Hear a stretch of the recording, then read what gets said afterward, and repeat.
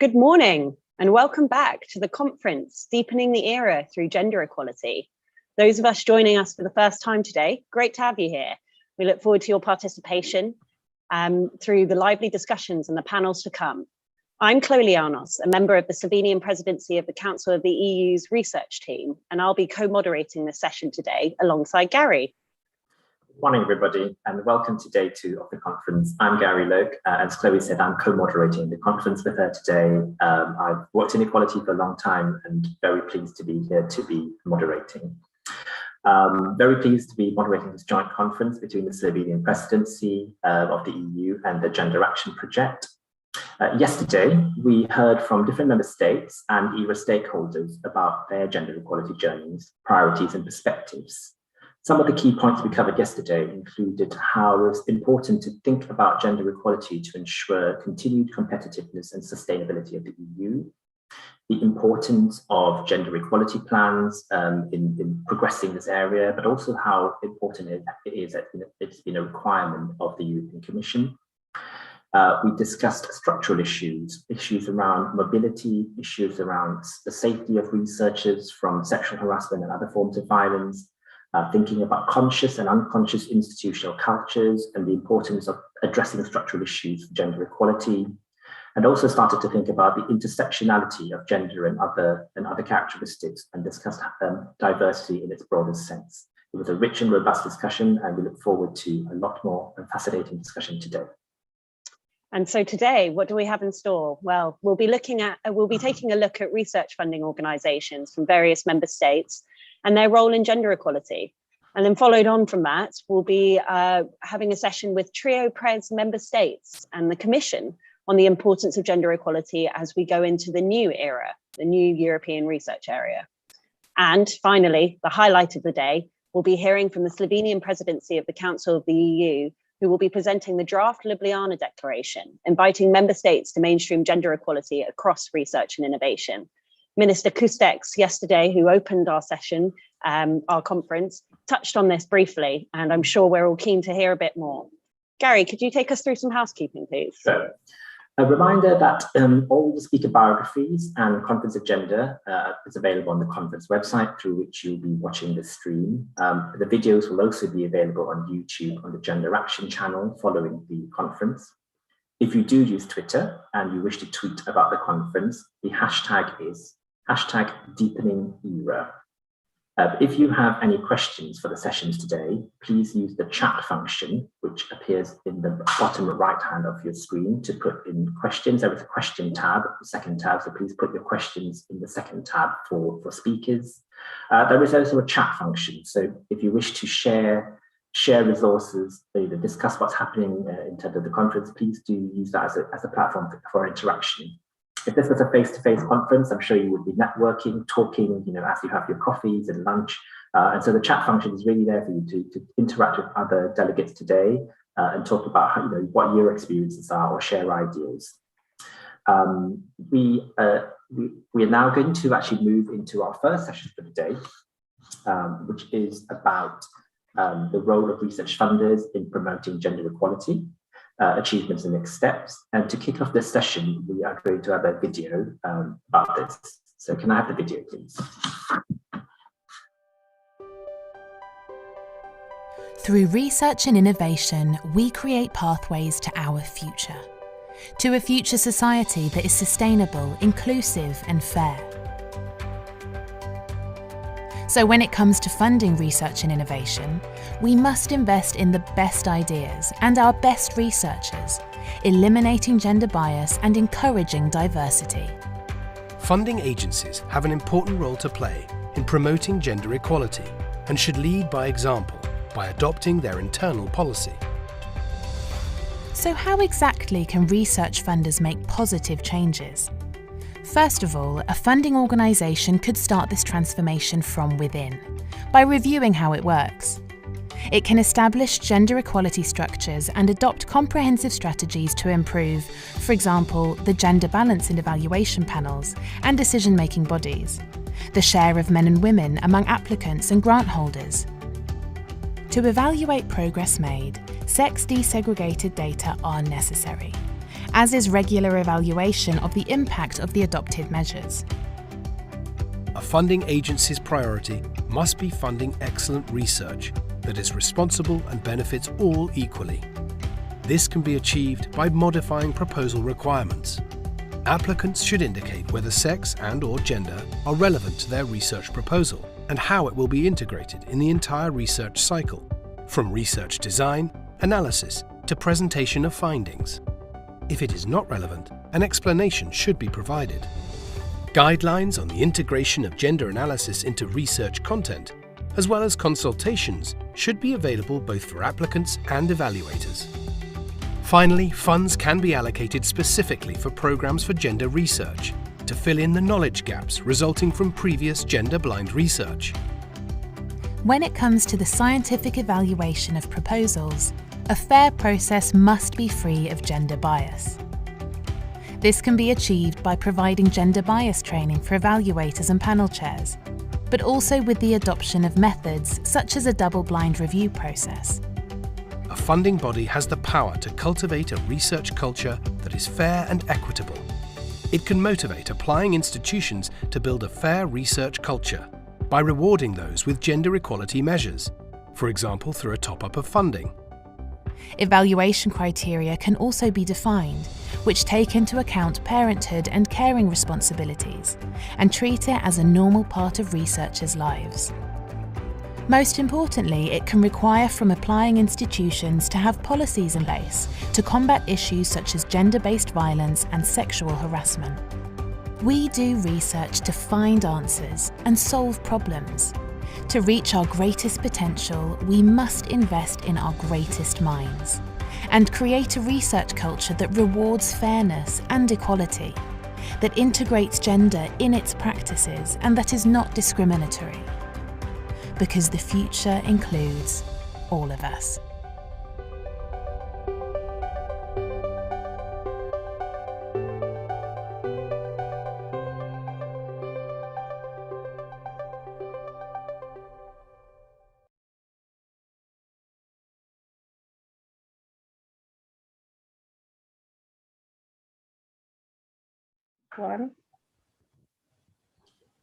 Good morning, everybody, and welcome to the first session. I hope you enjoyed the video showing kind of what the research funding agencies have done. This morning, we are looking at the role of research funders in promoting gender equality, thinking about the achievements and the next step.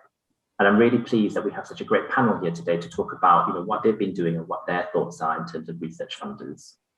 We will first of all be hearing about the activities of the 4Gen community of practice and the achievements and lessons learned so far. Then we will discuss the role that research funding organizations have in promoting institutional change with research performing organizations, thinking about their current actions, their priority areas, and how they promote institutional change through gender equality plans. And finally, we will be asking our panelists to think and reflect on new and emerging topics to be tackled in the new era, including their needs as research funders and the challenges that they face. Our panel today, just as a reminder, we have full biographies of each of our speakers on the conference website. Our panel today, we have Rita Simperman from the Research Council of Lithuania, Rochelle Fritsch from Science Foundation Ireland in Ireland, Moa Persdotter from Vinnova in Sweden, Marius Bitroy from the Executive Agency for Higher Education, Research, Development, Innovation Funding in Romania, Enrique Blayan from the State Research Agency of the Government of Spain, and Astrid Zubier from the Dutch Research Council from the Netherlands. I'm going to hand over first of all to Rachel Fritsch to talk about the 4Gen community of practice. Really pleased that she's presented this. This has emerged from the Act on Gender project, which is another Horizon 2020 funded project, which I've been involved with. So very pleased to hand over to Rochelle to kick off the session. Rochelle. Good morning, and thank you very much for the invitation to talk about 4Gen. So I'm Rochelle Fritsch. I work as the 4Gen facilitator and also a scientific program manager in Science Foundation Ireland. So first, I will just talk a little bit about the ACT project. So Forgin is part of the ACT project, which is a Horizon 2020 project that focuses on developing and promoting communities of practice to advance knowledge, collaboration, collaborative learning, institutional change, and gender equality in the European research area. And the ACT project actually developed these 8 different communities of practice in different subject areas and in different regional areas within Europe. So Forgin is focusing on funding organizations. So what is the Forgin community of practice? Well, we're a community supporting knowledge sharing and best practice within research and funding, within research and innovation funding agencies. So we're committed to the goal of monitoring and improving the implementation of gender equality in the research and innovation in the European research area and beyond. So we're bringing together gender equality practitioners in funders to promote knowledge sharing and best practice. And we have members from a range of different funders throughout Europe and beyond. And you can see there's a wide variety there in the logos. So why focus on research funding? Well, researchers play a critical role in addressing gender equality in the research and innovation landscape. Equal opportunities in research are linked to success rates and participation in research funding. Evaluation and success of research grants is critical to the success of a researcher, which in turn affects their promotional opportunities. And funders must ensure that decision-making, the grant evaluation process, and all of our post-award processes support gender equality throughout all our activities. So a little bit more about what we're focusing on in the Forgin community of practice. We work together to develop 5 different areas of focus within the community. The first one, we focused on reducing bias in the grant evaluation process. That's part of our core business as research funders and is a really important component of the community. We focused on intersectionality. So how to make sure that we are looking at equality, diversity, and inclusion as well as gender and kind of expanding that scope. We looked at the sex and gender dimension in research and innovation to make sure that the sex and gender dimension is accounted for in our funding processes. We focused on leadership and sustainability. So ensuring that we have leadership, that we think about gender equality and decision-making in our own organizations and sustainability within our own organizations and throughout the community of practice. And last, we focused on collecting and monitoring gender equality data, which is the core to making sure that you can implement gender equality actions within your organization. So I'll talk a little bit about how we've dealt with this within the community. One of the first things that we did as a community was mapped out the the process of each of these 5 areas through the grant evaluation process to really dig into how we do our processes and what are the knowledge gaps. And I'll show a small demonstration in one of these areas, focusing on reducing bias in the grant evaluation process. So part of the mapping process was to try to define a common language between all of the funding organizations working together. And we came up with this general map of the grant evaluation process with these stages. So initiation, launch, the processing of applications, the assessment, decision-making, monitoring, and evaluating our programs. And I'll talk you through how we did the mapping in this one area. So first, we focused on figuring out what kind of actions we've done throughout our organizations. So for example, language review for linguistical bias in the initiation stage, requiring gender equality plans for eligibility of our research performing bodies. Some of our funders are putting together narrative CVs, like to look at the DORA principles. Blinding of gender for applicants is another area. You could use unconscious bias videos for reviewers. Gender balance of review panels, ensuring gender balance in review panels. We looked at the idea of what bias could be introduced between structured interviews versus free interview formats. If you use independent gender experts as observers within your panels, how to monitor gender balance in the project phase. And then on top of that, this is only a small portion of what was our brainstorming and where we figured out, but we looked at also the knowledge gaps that we had and we focused on those.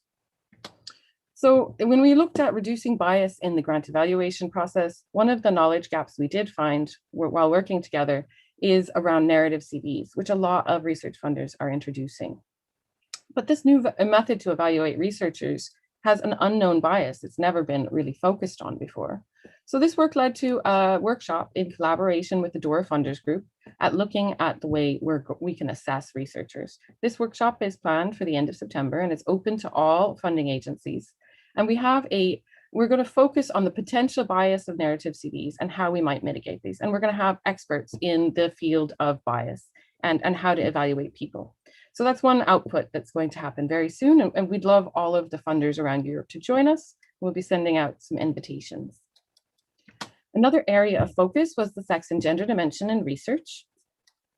And here, the working group has focused on gathering practices from members. They looked at common successes and challenges and have found gaps in the knowledge. And solutions to these gaps in the knowledge will be the focus of a workshop in September with Professor Londa Scheibinger. And that workshop is on the 21st of September, and it will also be open to all funding agencies. So by putting our different knowledge together, we have been able to find these gaps in the knowledge and really focus on what needs to be known. And a lot of that has to do with monitoring and evaluation in this area of the sex and gender dimension. But I'm sure that Moa from Vinova will help explain that a little bit more, because Vinova are leading that working group. Another area of focus has been the collecting and monitoring of gender equality data. So this working group has focused on developing a new module for the GM survey tool, which is a tool that's been developed in the ACT project. And we're looking at specifically defining a module for funding agencies. So this new survey module will allow funders to benchmark themselves against each other.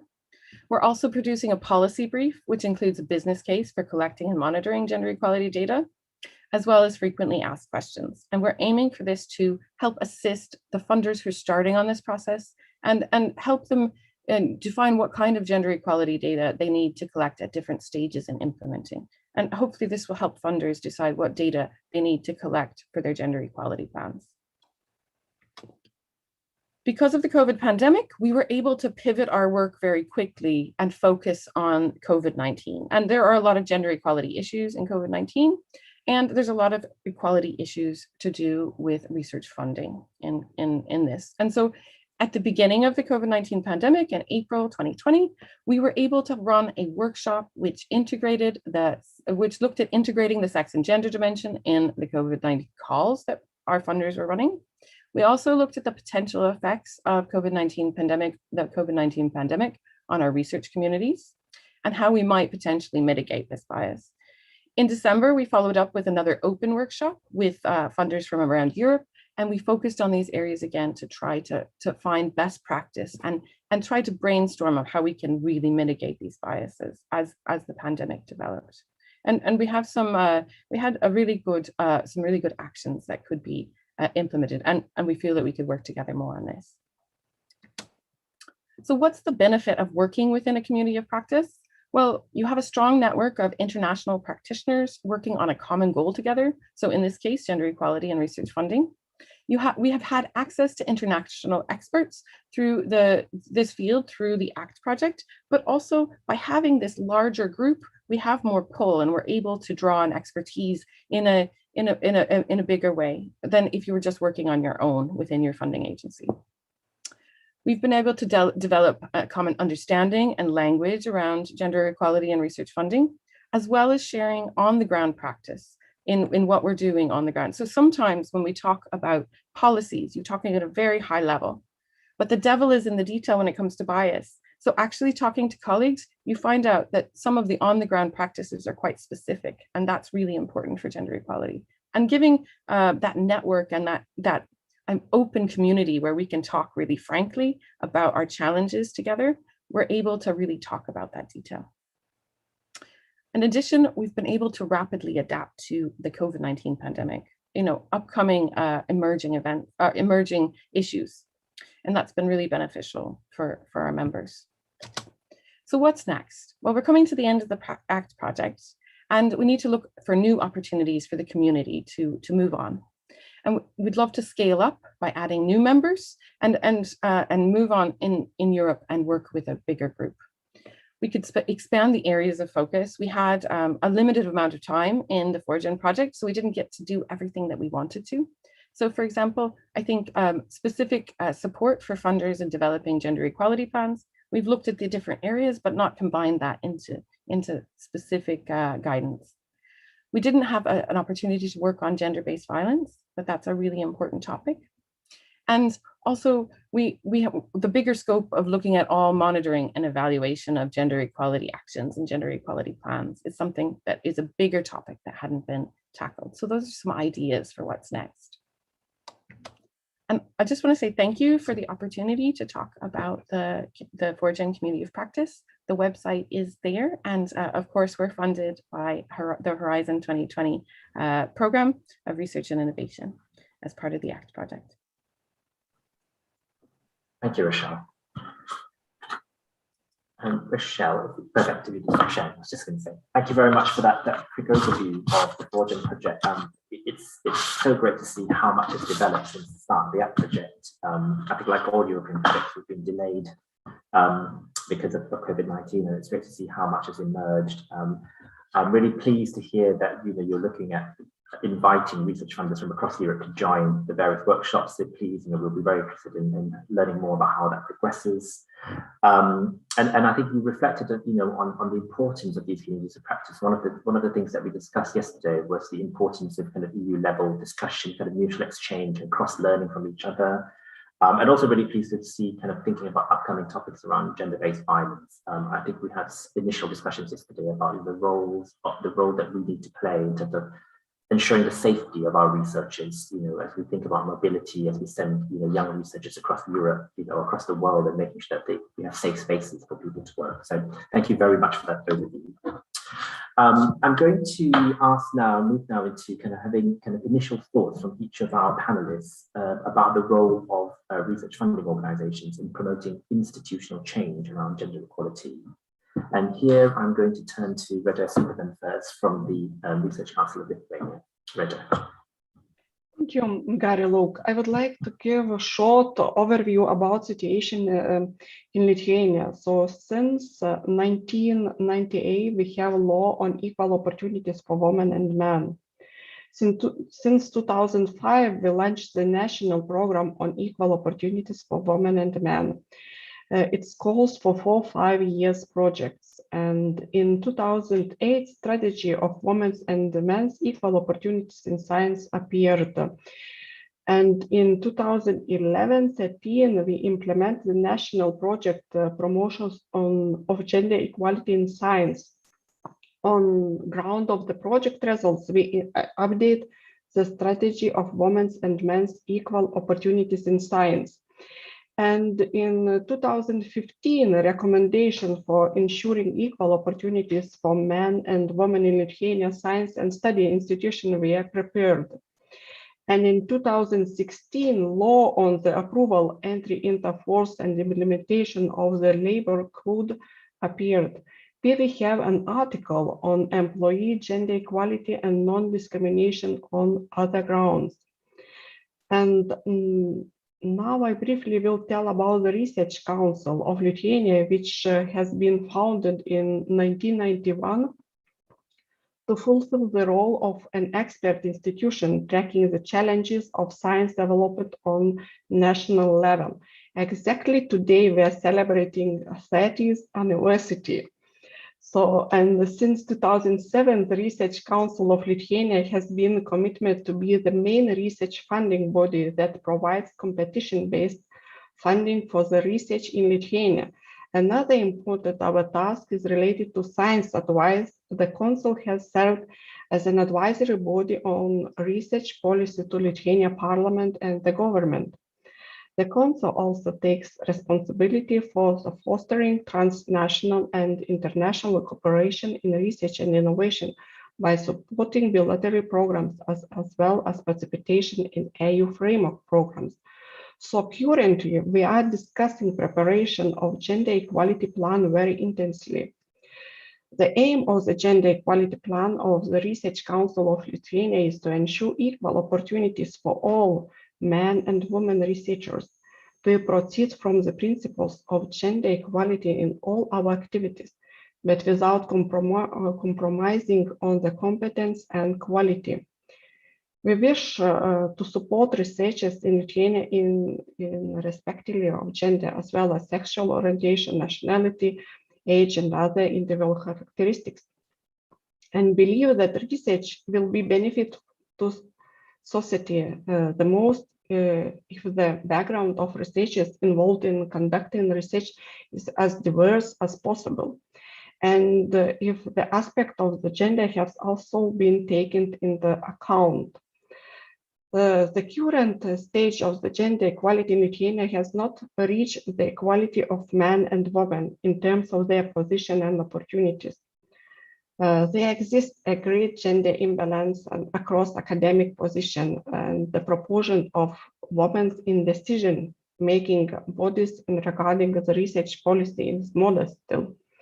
And considerably more men apply for and receive grants than women.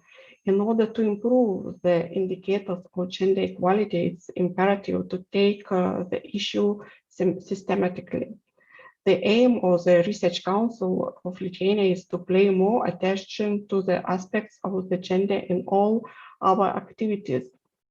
Research Council proceeding from the activities and the possibilities to improve the status of gender equality. We have 5 main objectives which we for the next time of period 2021-2027. So it will be raising gender awareness among the employees and among the members of the panels and members of the council, adhering the principles of equal treatment, improving gender balance among the members of the panels, committees, and among the reviewers, improving gender balance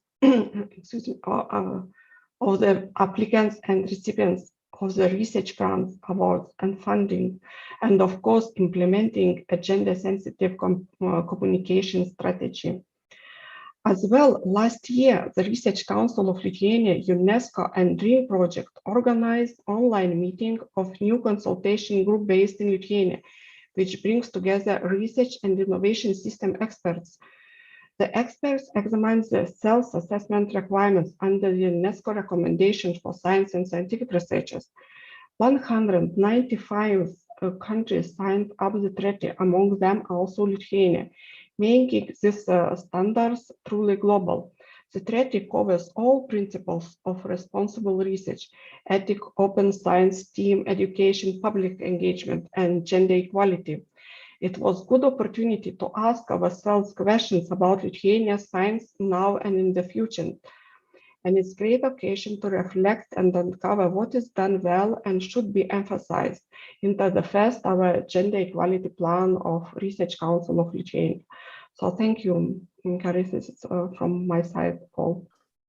Thank you, Reda, and congratulations to the Research Council of Lithuania on their 30-year anniversary. Thank you. I think what you described are, I guess, some of the common challenges we see with research funders in terms of the imbalance of applicants, the imbalance of reviewers, the imbalance in committee structures.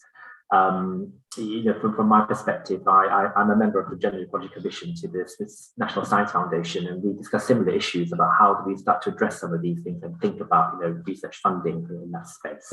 So thank you for sharing your experiences with us. I'm going to come back to Rochelle again now. So Rochelle, I mean, we've talked about the foraging community, but could you give us a perspective from Science Foundation Ireland about what you think research funders should do to promote institutional change?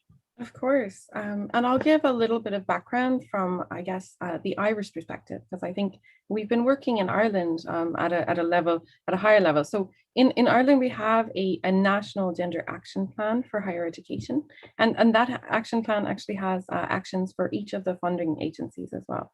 And one of the things that we found has worked really well is to have that action plan, and then one of the major actions was to introduce an eligibility criteria for all research performing bodies that we fund to have an Athena Swan certification in a specific timeline. So I guess a little bit of background, Athena Swan would be kind of similar to having a gender equality plan. It's a little bit more robust process than just a simple gender equality plan, as it's evaluated by international experts. And if the institutions have a robust enough plan, they can actually get a bronze award. So all of the funding agencies within Ireland, all the major ones, SFI, IRC, the HRB, which is the Health Research Board, the EPA, the Environmental Protection Agency, all of us require our research performing bodies to have a Athena Swan qualification, a bronze and a silver in a specific timeline. And that started back in 2015. It really was a big movement that drove institutional change within the universities and other research performing bodies. As a funder, sometimes we can't reach in and change culture, and we found this is one of the most effective ways that's changed culture. So as a funder, we have a special area of privilege because we can actually affect the eligibility requirements of our research performing bodies. So we were thinking in future, we could do the same thing if we required specific types of policies around sexual harassment or harassment and bullying. That's a way that we could use that in future. Another area that we've been focusing on is really looking at our portfolio and seeing if different programs have an imbalance of either gender balance in the applicants or at the award stage. And we've been specifically focusing on developing gender actions to either target the number of women applying to the calls and the number of women being successful within the calls. And we've actually launched a new call called the Frontiers for the Future program, where we worked on both of those. From analyzing the data from previous calls, we realized we had an issue with both application rates and success rates. So to encourage women to apply, we really looked at our language, and we developed our language within the call to make sure it was gender neutral. And then we made sure to promote the call and make sure that the community understood that we were looking for strong women candidates. We actually got an increased application rate from our previous calls from about 20% to 36% women, which is the amount of women in the pool, our potential applicant pool in Ireland.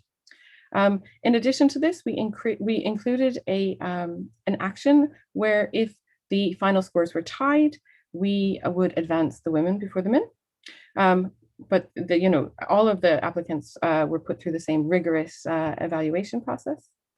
If you looked at the success rates of our previous calls compared to the Frontiers for the Future call, we had about 21% successful applicants were women in the previous calls. And in this call, we had 45% of the awards to women.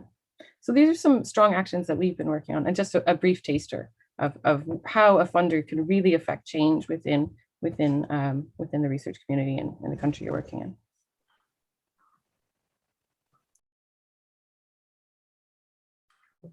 Thank you so much for that overview, Rochelle. It's great to hear the kind of role Athena Swan has played. In my previous life, I used to work on the Athena Swan program. So, and from the kind of UK perspective, we've seen how, I guess, conditionality of funding attached to, I guess, a gender award or certification has really pushed forward gender equality. I'm going to move over to our third speaker. Apologies, I think my internet connection dropped there slightly, so I'm not sure if I dropped out of screen. So I was saying, I'm going to move over to our third speaker now, who is Moa Persdotter from Vinova. Moa, can I hand over to you, please? Thank you, and good morning, everyone. Yes, my name is Moa Persdotter, and I work as a program administrator within gender equality and AI at Vinova. And Vinova is the Swedish innovation agency. And in our role, we work to identify, mobilize, and finance projects that strengthen Sweden's innovation capacity. And in that work, we finance around 3 billion annually in innovation and applied research. So in this work, gender equality is, of course, a critical work. And we have a core team, which I am a part of at Vinova, working with gender equality and making sure that this is a part of our definition of sustainable innovations. And what we mean with that is that we are fostering collaboration between all sectors and making sure that or at least trying to make sure that we have an equal number of women and men regarding applicants. but also that we divide the financing and the funds that we promote in the research innovation area across both women and men fields.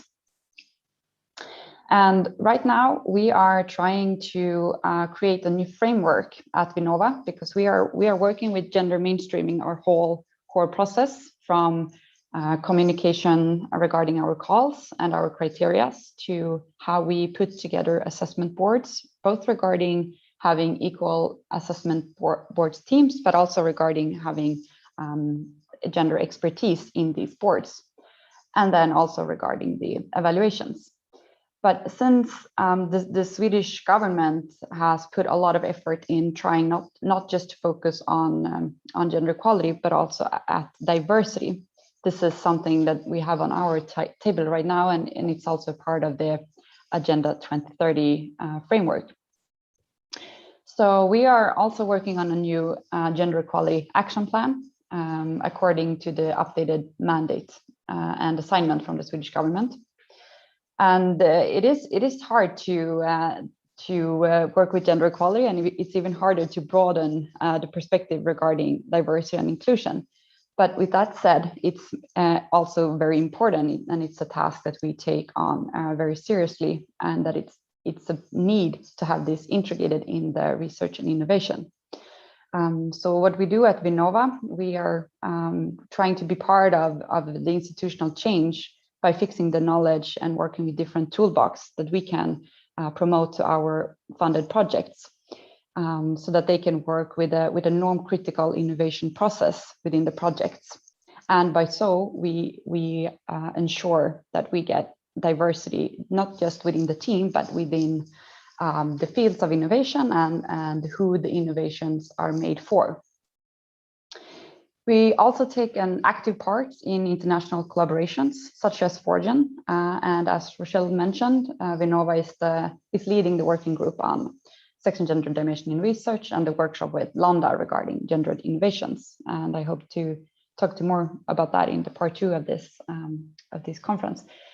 But what we can see is that even though a lot of great things are happening and we are moving forward, there is a need of ownership regarding these questions and mandates and budgets at all research funding agencies, because we want to have it integrated in everything we do, but we also need to have a strong mandate, because this is something that needs to be worked with every day, and we cannot ever think that if we integrate it, it will automatically work fine. We need to have these core teams, these strong international collaborations, and making sure that gender equality is something that we in the future have by default in everything we do, but we are not there yet.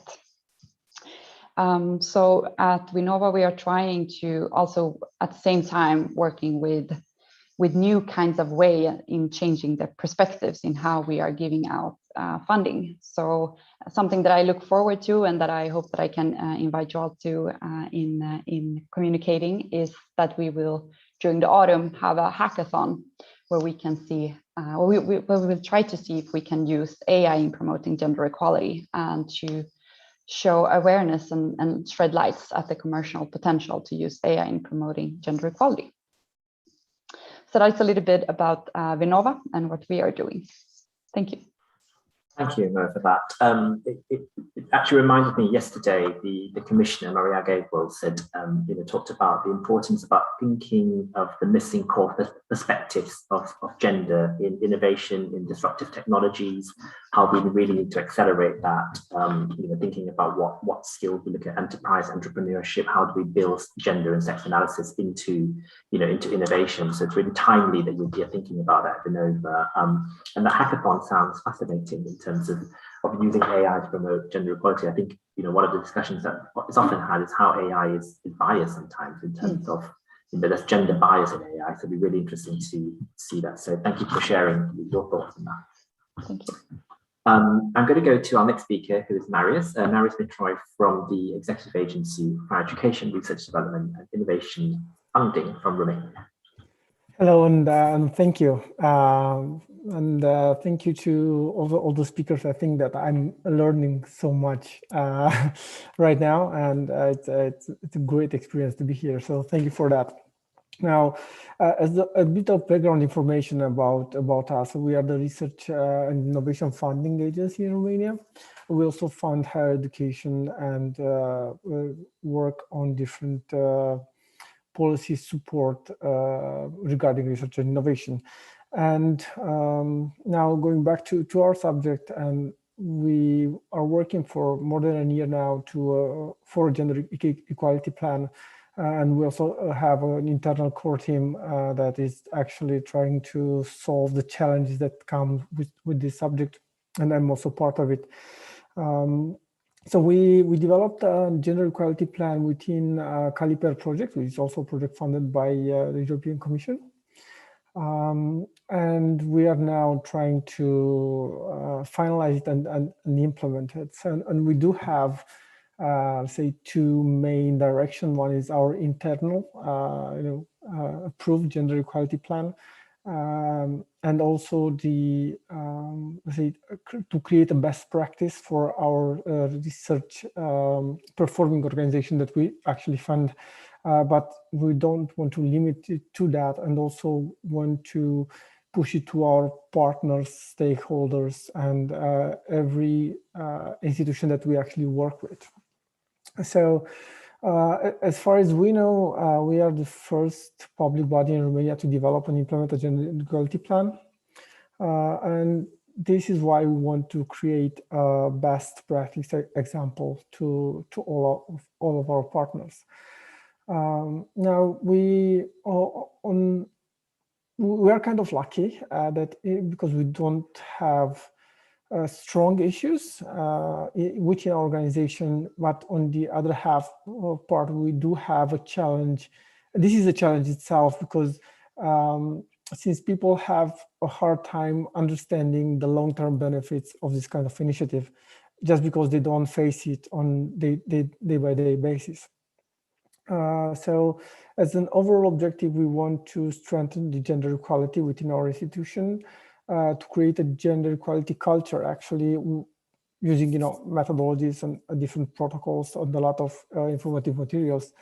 But the overall end is to foster the gender equality mindset within our stakeholders and the many people that we fund. Now, just to tell you a bit about how we actually worked on developing our gender equality plan, we had a lot of discussions, interviews, focus groups, internal and also external with our stakeholders, because we wanted to see how they can perceive us from this point of view. We also tried to analyze our funding procedures and how can we use gender neutral now in our text, because at some point we thought that they were okay, and we actually discovered that we can do better. Just to be mild on that. Now, our actual plan has procedures and processes for the Human Resources Department, for the internal communication, and for our actual funding instruments. And this, I think, it's a great period to start, just because it's a new financial period, and we can easily, change the funding instruments that we manage. Now, I don't want to take a lot of your time, because there is a lot to discuss about it, and it's a really interesting subject. But thank you for having me here, and I actually look forward to learn from all your experiences. As far as I see, you have a lot. So thank you for that. Thank you, Marius, for that. I think we're always learning. All of us are always learning. Just listening to this and yesterday, I've learned so much from what different countries are doing, what different member states are doing, what different research funders are doing.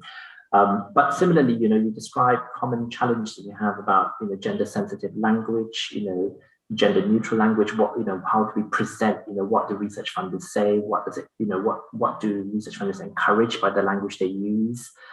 So these are important challenges that I think I look forward to discussing with the panel shortly as well.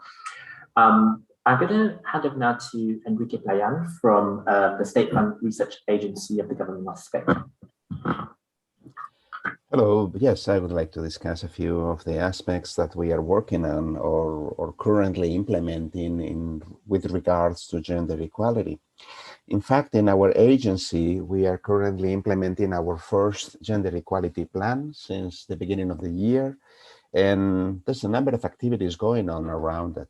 The first activity is the review of documents and the streamlining of the new documents for gender equality. This has been done already for the most part in the core documents of the agency, but we continue to do it on the new calls for proposals and evaluation and monitoring reports. And we're trying to introduce systematically the gender equality perspective.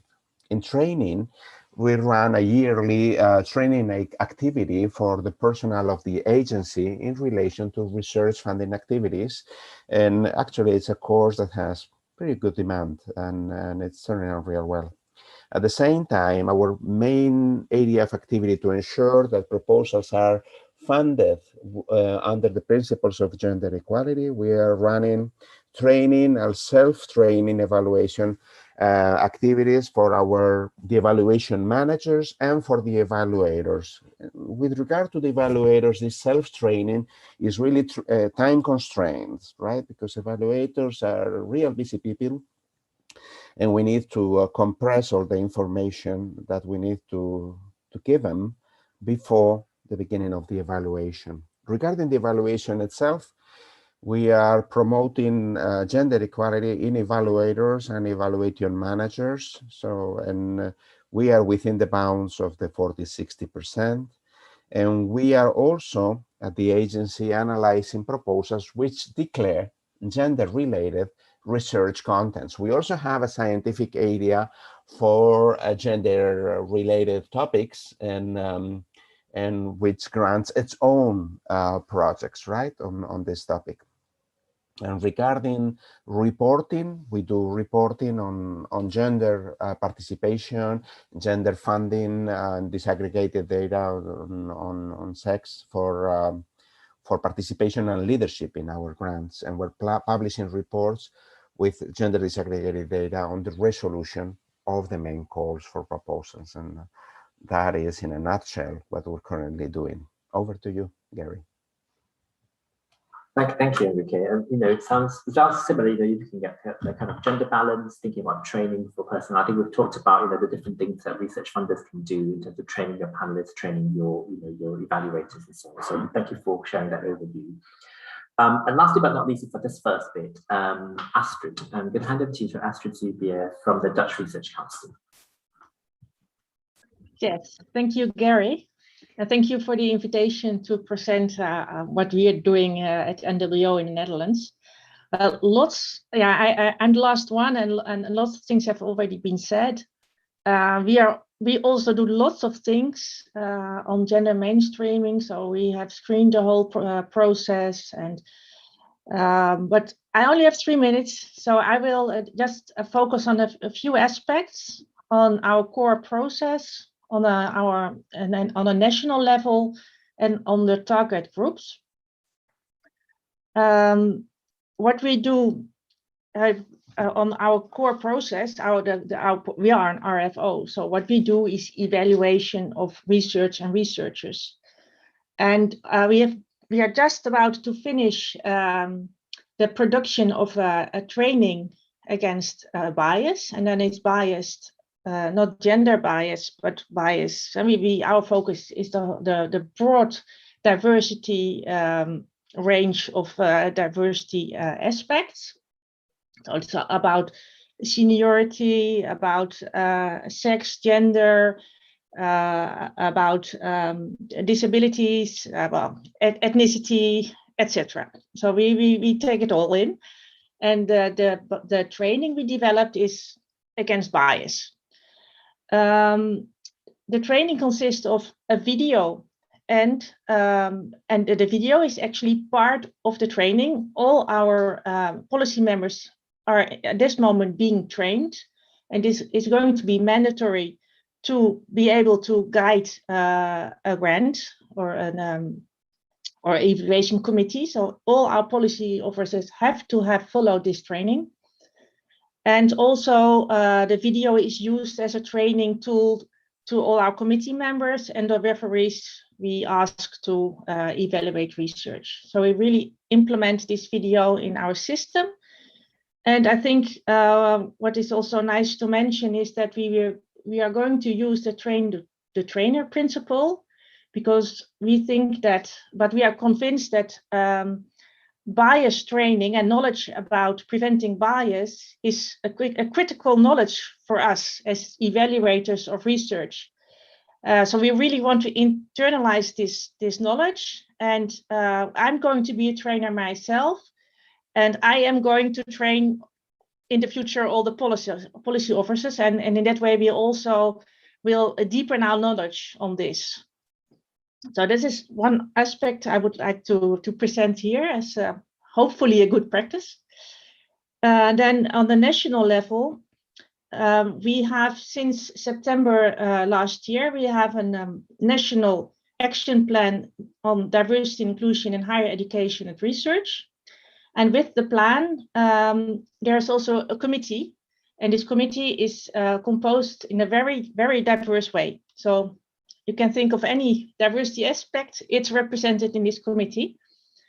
And it's really useful because when we have we all the time have themes and questions, and we can use this committee to think with us. What do you think? And it's really very rich in ideas, and it prevents our tunnel vision.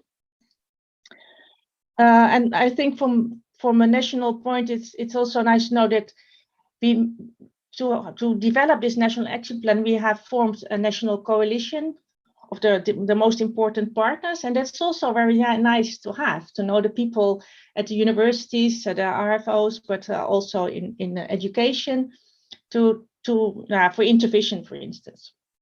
Now, at this moment, this committee is looking at data and monitoring on a national level, because we need the data. We are hungry for data on diversity in science. And they have just published a guide for Dutch RFOs and RPOs to develop a gender equality plan. So there's some cohesion in the way we are going to develop those plans in the Netherlands, thanks to this committee. And also in the part of this plan is that we as an RFO are going to look into the pros and cons of Tina Swan Charter. So we're going to do this in the future. It's part of the plan. So this is on the national level. And then to end this very short presentation, I would like to look at the target groups we focus on at the moment. And these are two target groups, women in STEM and Dutch researchers with a migration background. For women in STEM, we have we now have on a yearly basis extra positions in our talent program. So just to enrich the system, because we lack, there are already too few female students in STEM.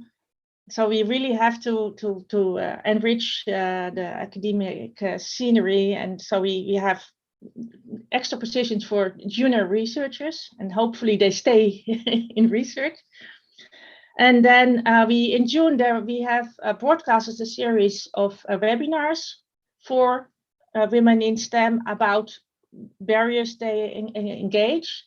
And we had 400, we are a small country, and we had 400 people who actually watched the webinar. So it was, we think it was a success. We're going to repeat it. We have prizes for diversity. And we have a scheme for women in STEM who risk to drop out for financial reasons. So we try to keep them in the system and keep the pipeline going. That is for the women in STEM. And then for the migration background, we are about to launch a call, especially for Dutch researchers, junior researchers with a migration background. We have a scheme for fugitive researchers, so researchers who now live in the Netherlands but have fled from their home countries. And the reactions to this program is is great. The researchers in the Netherlands, they feel that with hiring such a researcher from those countries, they really get new perspectives and they fit well in the team. And it's a really positive experience to have this program. And then last but not least, next year we're going to launch a call for universities to enable them to do research about how they can provide an environment for people with a migration background to feel at home in their universities. So this is quite new. So it is about research, but it's a very applied way of research, and it's really the research that university have to do together. So they need to turn in an application with at least one other university. And so we make sure that they can learn about how do we provide this culture? How can we change the culture? What those do young people with a migration background need to keep them in the system and to get them enthusiastic to pursue an academic career.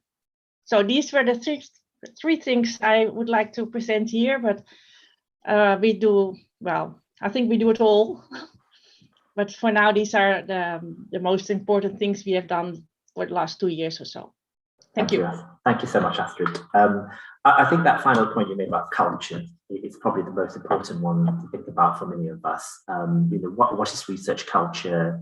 I mean, here in the UK, we've had lots of discussions about the toxic research culture, bullying and harassment in research, the pressure to bring in research grants, the kind of homogenous research groupings, because people, there's racial diversity in some of our research groups. So what you're doing sounds really interesting about bringing in new perspectives for people with kind of migration backgrounds and making sure that they feel included in that research culture. So the first question I have, I have a number of questions actually. So I'm going to start. I think you talked about, I think this one as well, Astrid, and so did Rochelle, in terms of the impetus for Science Foundation Ireland and for the Dutch Research Council. There is an EU-wide project, the CASPER project, which is looking at the possibility of a gender equality certification for across Europe. And I guess the question is, do you think that's a desirable thing across Europe? And do you think it would help to give you a kind of benchmark on, and should research funders be looking at that? Should it be linking to some kind of standard? Any of my panelists, please, your initial thoughts about, should you have conditionality of funding to an instrument like that?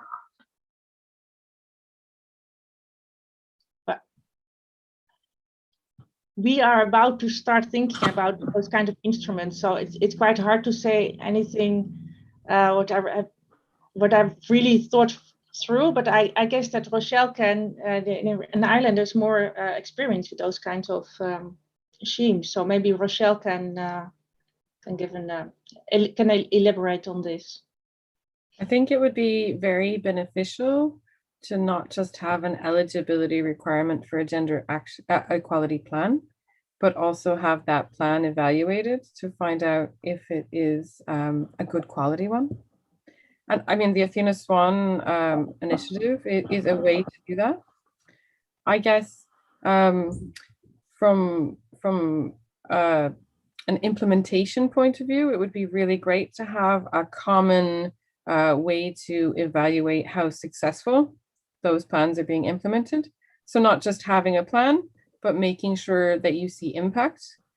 We don't want these gender equality plans that are mandatory for eligibility for research funding and Horizon Europe to be a tick box exercise. We want them to actually change culture and really promote institutional change. And I think by just having a plan up on your website doesn't necessarily do that, but having it evaluated under a system that would be similar to the Athena Swan system, where the Bronze Award, you get, you've shown that you've developed a good plan from your data, evidence-based plan. The Silver shows that you've actually had impact in gender equality, both in data and in your culture. I think that that's really required to make sure this isn't a tick boxing exercise, that we actually see change. Thanks, Rochelle. Any thoughts from other speakers? So may I? Sure, of course, Marius, please go ahead. So I actually do have mixed feelings about this certification because sure, it will be easier for us as funding bodies to look for certification, just to have that, and that may become a checkbox at some point. But actually, my main concern about this is we are trying to cut red tape, as much as possible. Wouldn't this actually increase it? And another certification that research performing organizations should go through to actually be allowed or be allowed access to funding. I mean, sure, as long as it's done right in the proper way, it should be okay. But trying to have European policy that will be differently understood and implemented in each country, I think that it's a huge challenge that can have some negative results. So this is why I do have mixed feelings. I do not have a proper opinion on it. It's just my 2 cents on it now. So. Thank you, Marius. I think that is it's a perennial challenge, isn't it, for governments, for research funders, about what is the burden of specific requirements and how do you balance proportionality and burden. So that's an interesting point about whether such certifications are useful in that sense. I'm going to pick up, I guess, another point before I come back to another round of discussion. Is everybody's talked about, I guess Rochelle talked about evaluation of good quality plans, and also people have talked about the training they're doing for their committees and their kind of evaluators. And something that's often challenged around training is how do you test the impact of your training? We had a useful discussion yesterday about impact. Research funders always look for impact. And researchers are always looking at the impact. So I don't know whether you've all thought about, I think you actually talked about training the trainer, we talked about different training programs you have. How do you measure whether this training is working on your evaluators or your committees? Astrid? Yeah. Well, I just explained that we are at the moment training all our policy officers, and what we also do is organize an intervention network. So we make sure that the policy officers get the possibility to share their experiences with other policy officers. And I think that especially in the beginning, that is very important, because it won't, we train them, but it will be quite difficult to really intervene if you are in a committee meeting as a secretary and you see something happens, and how do you intervene in a way that, in a subtle way, that the group will actually change the behavior, or of their own individual will change behavior. So I'm quite sure that our policy officer will experience, will be in many different settings, and to organize intervention is one way. But we also, we just talked about it yesterday, we are going to evaluate the experiences also in a more structured way. And we think also of adding a reviewer or somebody who is in the meeting, who is only looking at what's going on inclusion in inclusive culture and things like that. So I think evaluation, plan, do, check, act, is really important, and it has to be done in a qualitative way, because it's nothing that you can really measure, I guess, in a quantitative way. Thanks for asking. I'm gonna, I think, move on to the second part of our discussion, which was about new and emerging actions for research funders, and I guess your reflections on topics that research funders need to focus on, how research funders could benefit from the cooperation across the era through a community of practice. And actually, I might turn to Moa here first, if that's okay. Moa, I think you talked a little bit earlier about sex and gender analysis in research and that kind of in the kind of innovation. And I think you were the only kind of research funder who's kind of really touched upon that. Could we have your initial thoughts about kind of emerging areas for RFOs? Yes, sure. So we have this mandatory question in Vinnova where we ask our projects if there are any sex and or gender aspects relevant to the project solutions, impacts, and effects that should be taken into account in the project. So they need to answer yes or no, and they need to motivate the answer. And regarding, I mean, we finance researchers and universities. So this is quite an academic question. This is what we learned from our evaluation from the answers of the question. So they don't have really a problem to answer the question. They can often see the relevance of this question and how they need to think about gender equality within the project and the aims they have. But when we have other actors, they tend to answer more regarding the project team and the gender equality of team members. And that is not the same thing. That is not connected to the problem area or the result of the project or the research. So here we see a big need of how to ask the question maybe in another way, but also to be closer to our applicants in teaching not just our committees doing the reviewing of the answers, but also the ones applying. So we need to work closer to universities. We need to work closer to the startup scene that also apply for funding at Vinnova, but also the civil society. So I mean, this is a much more broader question, and it's not just about how to ask the question. And I think that one of the most valuable things is these kind of collaborations where we can work internationally, but also to see how can we show the importance and the effects. How can we give examples of why it's so important to integrate this in research? And we have been at Vinnova, we have been funding, instead of funding prototypes, we have been funding prototypes that are projects that are trying to provoke in showing if you are not designing products or services for a non-critical perspective, then you will leave a lot of people in the society behind by doing so. So that is maybe a better example or a better way in starting the discussion to show this, but it's always hard.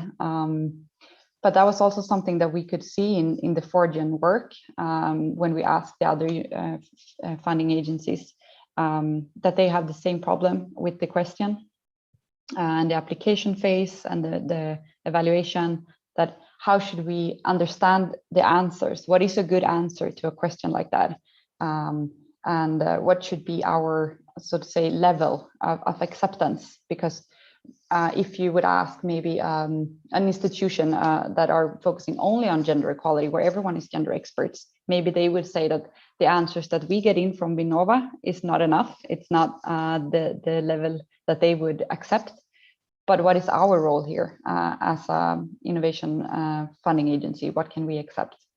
So I think it's again, as I said before, we need to continue despite progress. We need continued efforts. Continued efforts are needed, and we need to strengthen the ownership mandate and budgets regarding these questions at our funding agencies. Thanks for that. The prototypes, I like that. I love that phrase. And it also kind of reflects our discussion yesterday about how do we create change on gender equality in the public sector as well as the private sector. And I think with something like Vinnova, when you do fund startups, you are influencing kind of the private sector part of it as well. So it's a really interesting role, I guess, if your research funders also fund the kind of private sector agencies. So that's really interesting. So thank you for that perspective. Reda, I'm going to come back to you now, if I may, just to think about your kind of new and emerging areas from your perspective. In new European era, actions are very important for Lithuania and I think for all our members.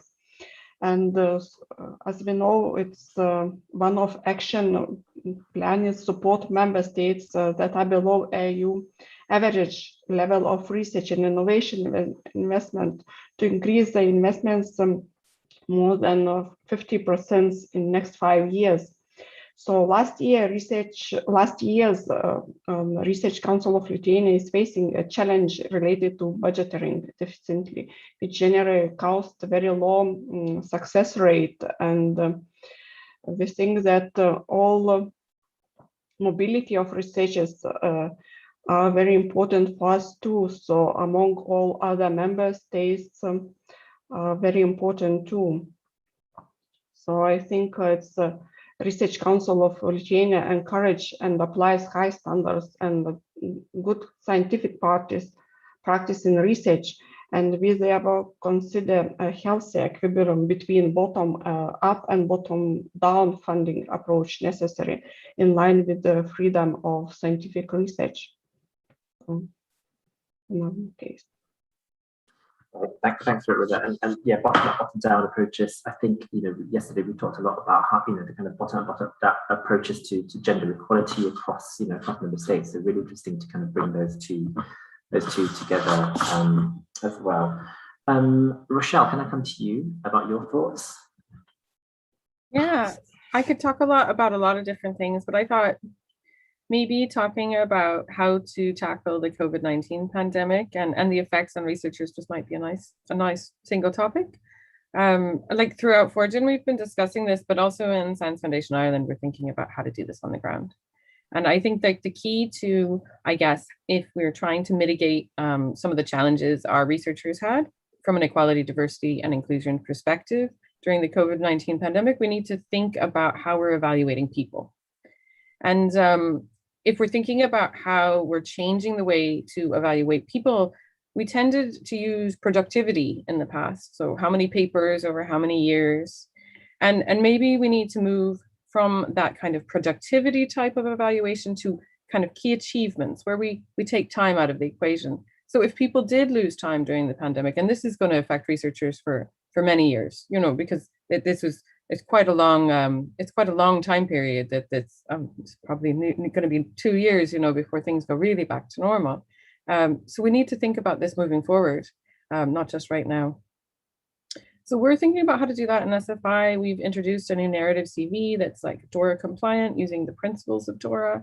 The idea is to look at key achievements of researchers, not just publications or H-index. We've been implementing DORA for the DORA principles for a while, but this is our latest iteration. The idea is to look at a wide breadth of achievements. So, contributions to the development of knowledge, not just publications, but maybe open access data sets or patents and those sorts of things. The contribution to society and the economy. So what kind of impacts they've had in the past and what achievements they had for working for society and the economy. What key achievements have our researchers had in developing individuals? Mentorship, working on equality, diversity, inclusion within their own research group, contributions to the greater research community. So what type of work and achievements have they done in that? And this widens the definition of excellence of research to not just be about producing papers, but producing excellent individuals, impactful research, a really well-rounded type. And we think this will help complement the work in mitigating all the bias that could occur because of the pandemic. And we think it's a nice way to implement something that might help with this. Another thing we're looking at when we're looking at the effects of the COVID-19 pandemic is moving from looking, to reporting research, a researcher's PhD and how much they've achieved in that time, but to actually focus on research active years, where you take away, the time when you're presenting the amount of years a researcher has been working to the reviewer. You take away all their time that they've had for interruptions such as the COVID-19 pandemic, or maybe they've taken a break in industry and they weren't research active. Perhaps they had a couple of maternity or paternity leaves that need to be included.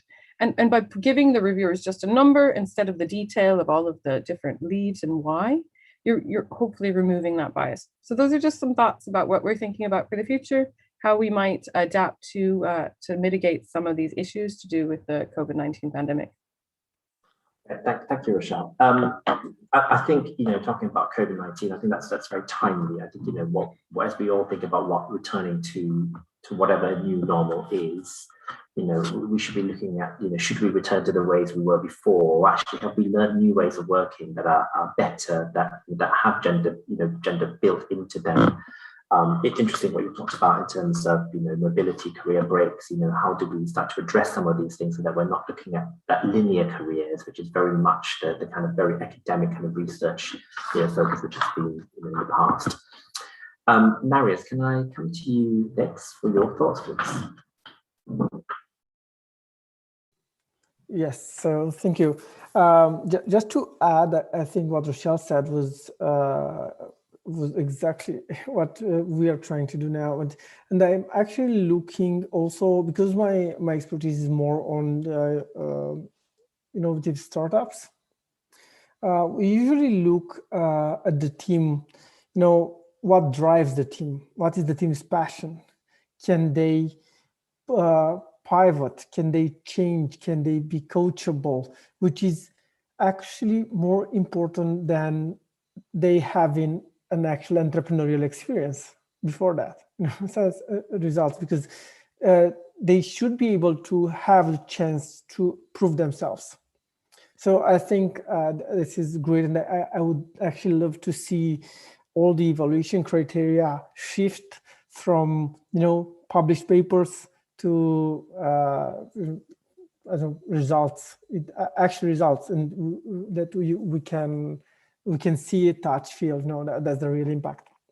Now, going back to your question, so we are actually very active in the Eranet scene in Europe. So we do have different concerns regarding how other research funding organizations that we collaborate with around Europe, when we're trying to jointly fund different projects, and how can we together have the same vision on the gender equality issue.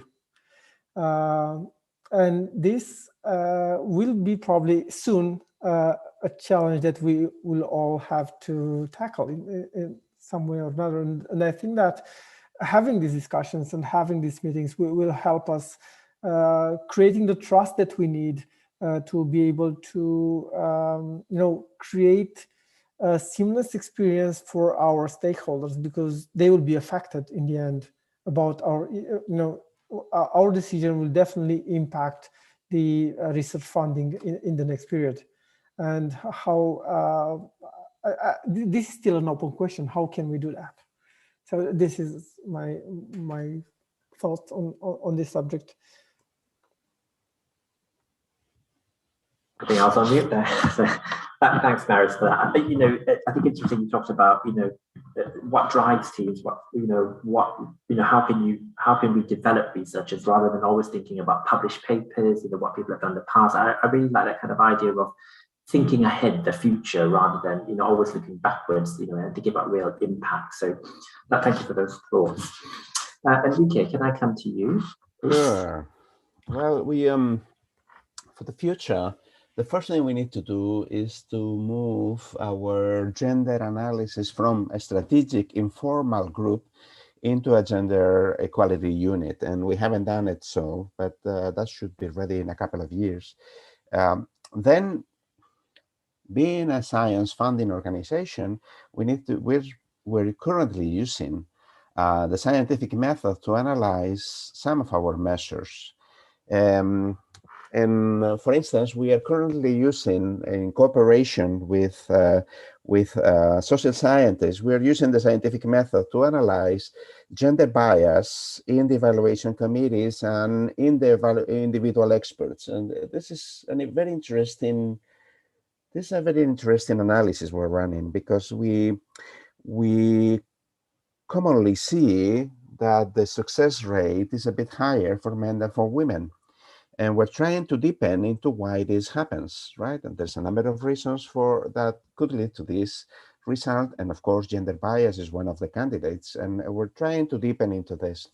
We are also planning at this time to use the scientific system to explore 2 additional units we're using for gender policies we're using for gender equality: the temporary interruption of research activities in our doctoral and postdoctoral grants, we need to know what the effect is of this temporary interruption to see if they're contributing or how much they're contributing to gender equality.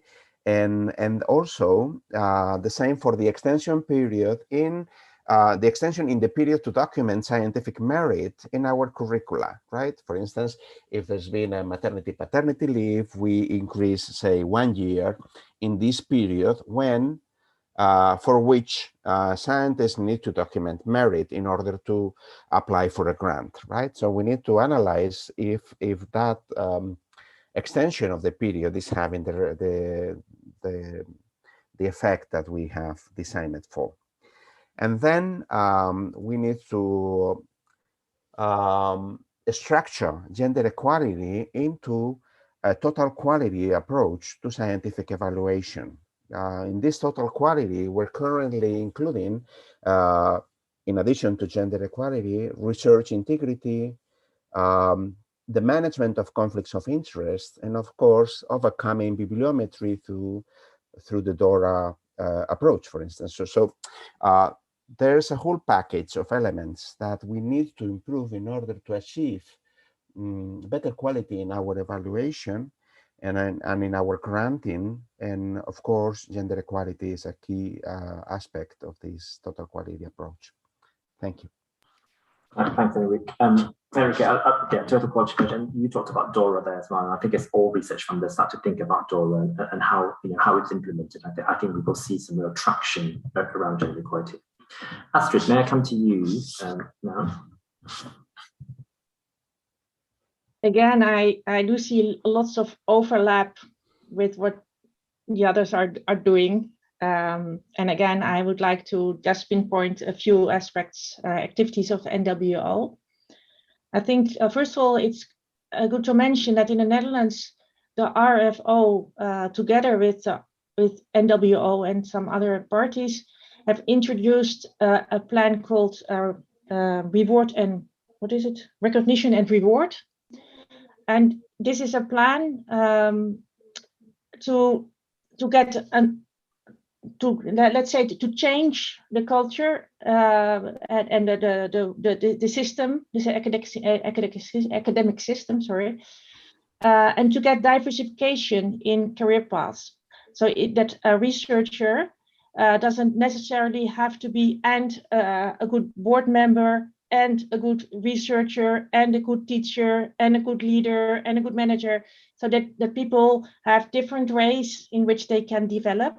And together, again, of course, that will supply diversity, because then at a higher level, people will have diverse capabilities, competences. Sorry, I need to talk a little bit slower.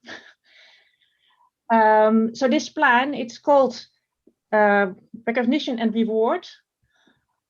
Maybe for you, can be inspirational to look at the way we plan to do it in the Netherlands, let's say. But that's already published, so this is not about the future. And the thing I would like to address is communication. We are now about to think about communication, as communication is, in our view, more and more important. We see in the academic culture, woke activism, words that cannot be used anymore, which can cause a lot of resistance. Also resistance when people are not allowed to use words. So we need new vocabulary, new words. A lot of woke activism has come from the United States, but of course our cultural identity is different from what's happening in the United States. We have a different history, and that we don't have the right words yet to express ourselves. And it's quite explosive, as you all read the papers. So we look at communication in that sense, how it's used in social media, and how we can find the nuance to meet each other again. So in that way, intimidation, harassment, activism, language is very important. So we look at that. And then also we organize evaluation committee meetings. And we also look into language, inclusive language. How can we prevent silencing? So how can we make sure that everybody feels the room to speak up and to speak out? And also, well, I'm not a native English speaker, and but most of our meetings are done in a language which is not the mother tongue of the members. And that can also be, language is so important if you really want to understand each other. So we're also going to look into how can we make sure that the main language which is used in the meeting is the language all of the members speak at a good enough level, things like that. So language. Also, we look at ways to make sure that people with, for instance, hearing problems or people who can't see, that they can join in an appropriate way. So it's all about communication. And also, what I already mentioned is how do you communicate as a policy officer in a meeting in a way that you can influence the people, the group dynamic, in a way that the culture stays inclusive. So it's all about communication and also how we communicate our message within our organization and how we can make sure that all our employees are going to be ambassadors of our diversity inclusion policy. So communication is a big topic now for us. So, and then towards target groups, we understand more and more that it's all about what's really important is first generation students and researchers who come from a background with a low socioeconomic status. So we're going to try and see how we can understand that better, and at the same time move away from target groups, to move away from identity politics, to stay out of the danger area a bit, but really focus on the exclusion mechanisms behind which we try to target. So we try to understand that even better, especially now that identity becomes more and more important, but also sometimes in a way that we don't think it's constructive, good for the inclusive culture. So I think that those 2 points I would like to put on the table here. Thank you. Thank you, Astrid. Really interesting. You talked about, disabled people and how do we engage them. I like the fact that we're thinking about the kind of broader diversity. One of the first things I had to do in lockdown was to work with our Disabled Students Commission here in the UK, and we had to have Zoom meetings. I had to learn so much about, we had 2 sign language interpreters captioning, working out that students who were neurodiverse found it very hard to follow the chat and follow the screen. So how do we integrate all that? How do we learn from all of that? So I'm really pleased to see that kind of broad diversity. I'm going to ask one quick final question because I have 2 minutes left, but a question has come up in the chat a number of times. And that is that in terms of, it's great to see all the work that research funders are doing. But we often see that women in universities are given heavier teaching loads, asked to do more pastoral care, not encouraged to apply for research. So really, we're excluding a whole group of women who are not encouraged, I suppose, or put forward to apply for research. I guess a really quick question from the final thoughts really is, what can research funders do to try and reach these people who are not encouraged to apply because of the way institutional research culture excludes them? Rochelle, I think your mic's just gone on, so yeah. I can start. Well, I think there's a few things that we can do. One of the things is to try to change the culture in the institutions by making, some mandatory eligibility criteria of a gender equality action plan that's going to be monitored for impact. That's one way we can reach in. Another way you could reach in is actually to incentivize the universities to find applicants from minority groups. So we did this in one of our calls a number of years ago. It was a call called our Starting Investigator Grant. So we found that there were only 20% women applying, but we know that the postdocs, which is the applicant pool, are about 50% women. So that was an issue.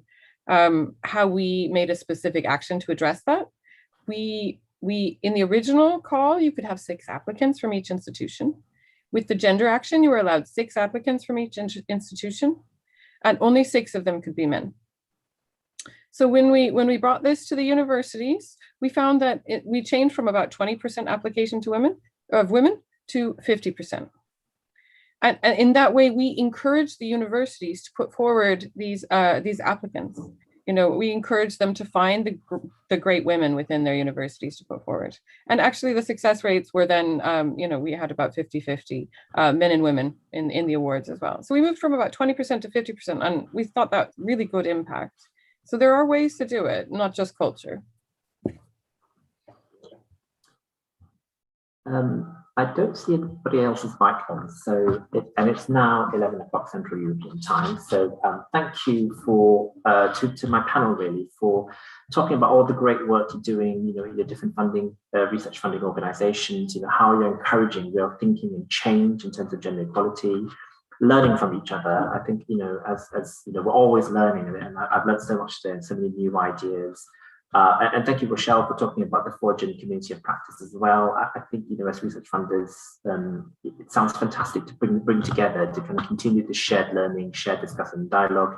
I really look forward to hearing more about how that progresses. I guess from my perspective, having been involved in the ACT project as well, it's great to see, the kind of impact and outcome of it.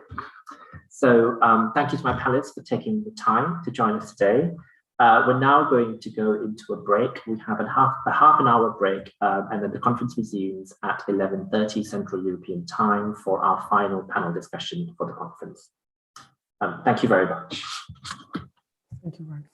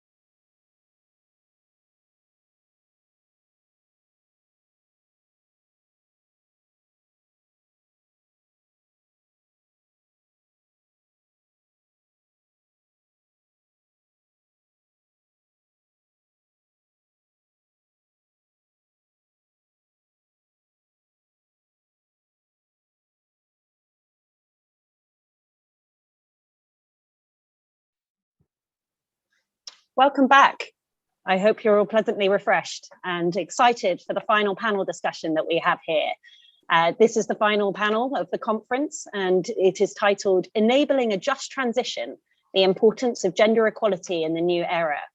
We are fortunate to be joined by the current and upcoming trio presidencies, as well as the Commission shortly. I believe he'll be joining us shortly, about the following objectives: the current priorities for gender equality policy in R&I, so research and innovation, then what areas European policy coordination can focus on as we develop and implement the new era, and through what channels.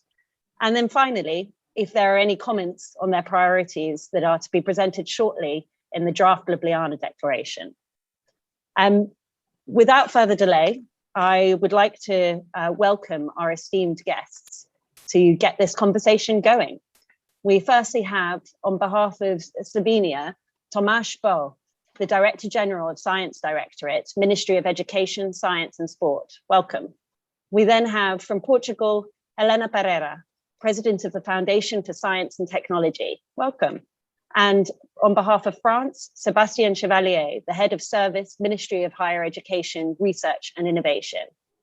And Jan Husak, the Czech Academy of Sciences and ESFRI Chair on behalf of Czech Republic.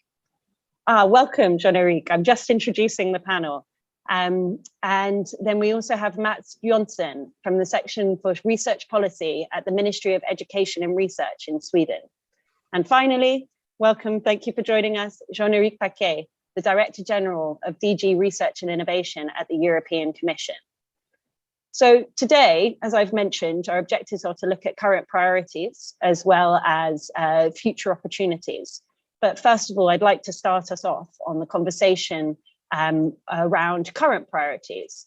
So I'd welcome your comments on what the priority areas are for gender equality and research and innovation in your member states, or of course, indeed on behalf of the Commission. Tomáš Bo, I'd be grateful if you could start the discussion, please. Thank you very much, Chloe. Also, hello to all dear friends, actually so many familiar faces that I am very glad to see you all today here at the first event of Slovenian presidency. Actually, it's important to say that for us, for Slovenia, at the moment, the national current priorities are quite in line with those we are actually putting forward as a priorities in our presidency work. But nevertheless, maybe just a few points from the national side. First of all, we are preparing a new legislation in the field of research and innovation, where actually we put into the text quite a number of very, very important elements which are important or crucial for gender policies for the future. First of all, actually, we focused very much on equal representation in the governing bodies. Actually, also when talking about the projects and actually the composition of different bodies, it's important to follow the principles of gender equality. I have to say that the legislation is just on its way to the national parliament. The second part, which is important, actually is the preparation of the 10 years national strategy for research and innovation, where the whole chapter is focused on gender equality issues. And I have to say that it's quite in line with the substance of the declaration, Ljubljana Declaration, which will be presented later on. And maybe in the national level, we are not only working on the, let's say, paperwork, but we already started some exploratory projects which will actually explore what is the situation in our research and innovation arena. So at the universities and institutes, what are the rules, what are the actually the problems, and this will be an important input for our next steps in the implementation of the national policies. Maybe now I would like to just shortly move to the presidency part. Actually, for us, the great priority, of course, is the question of era governance. We believe that the ERA governance structure is of crucial importance for adequate addressing of gender issues. And actually, we strictly believe that such a platform should be established, which will actually, in a way, enable the collaboration of different stakeholders, not only from the policy part, but also those from the scientific part, while we believe that the ownership of the ideas, ownership of the whole system is important for success of its implementation. And maybe it's also important, and I would like to stress this as a priority. We strongly believe that exchange of different good practices is of crucial importance. We all know that we have the common goal, but at the same time, we have to be very fully aware that the question of flexibility is of crucial importance, how to manage the actions in different countries that will be complementary and that will lead us to the same goal, which we believe is quite obvious from discussions in the last 2 days. Just for the beginning, I'm passing word back to you, Chloe. Thank you for those great insights into the upcoming, the current priorities and the upcoming priorities for Slovenia. It's fantastic to hear about the 10-year national strategy and having a look at gender equality through that lens.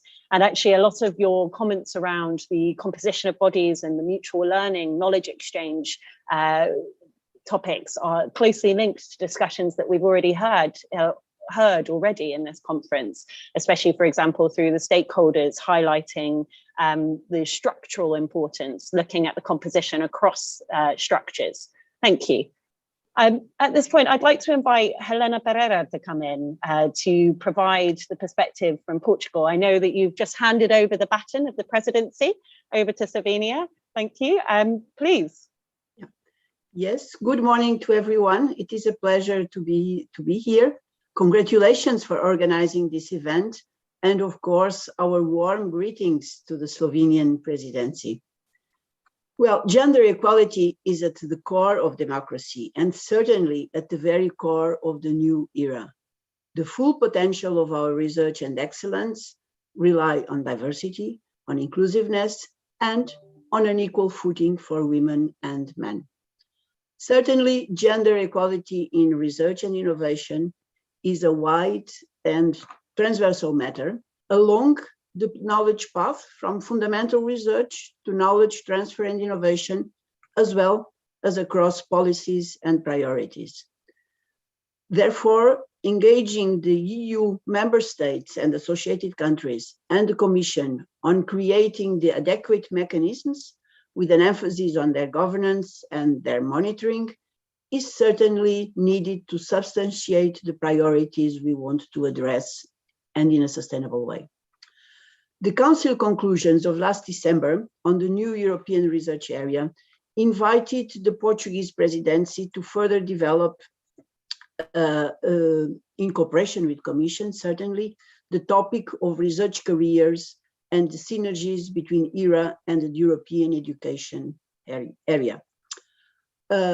We had indeed the opportunity to develop this priority under the Portuguese presidency, and the Council conclusions on deepening the European research area, providing researchers with attractive and sustainable careers and working conditions, and making brain circulation a reality, were in fact adopted in the COMPET meeting of last May 2028.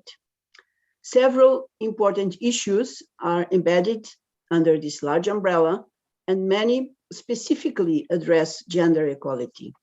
Let me here highlight only the following: promoting equal opportunities, inclusiveness, and gender balance, namely in career accession and progression, and including top leading positions.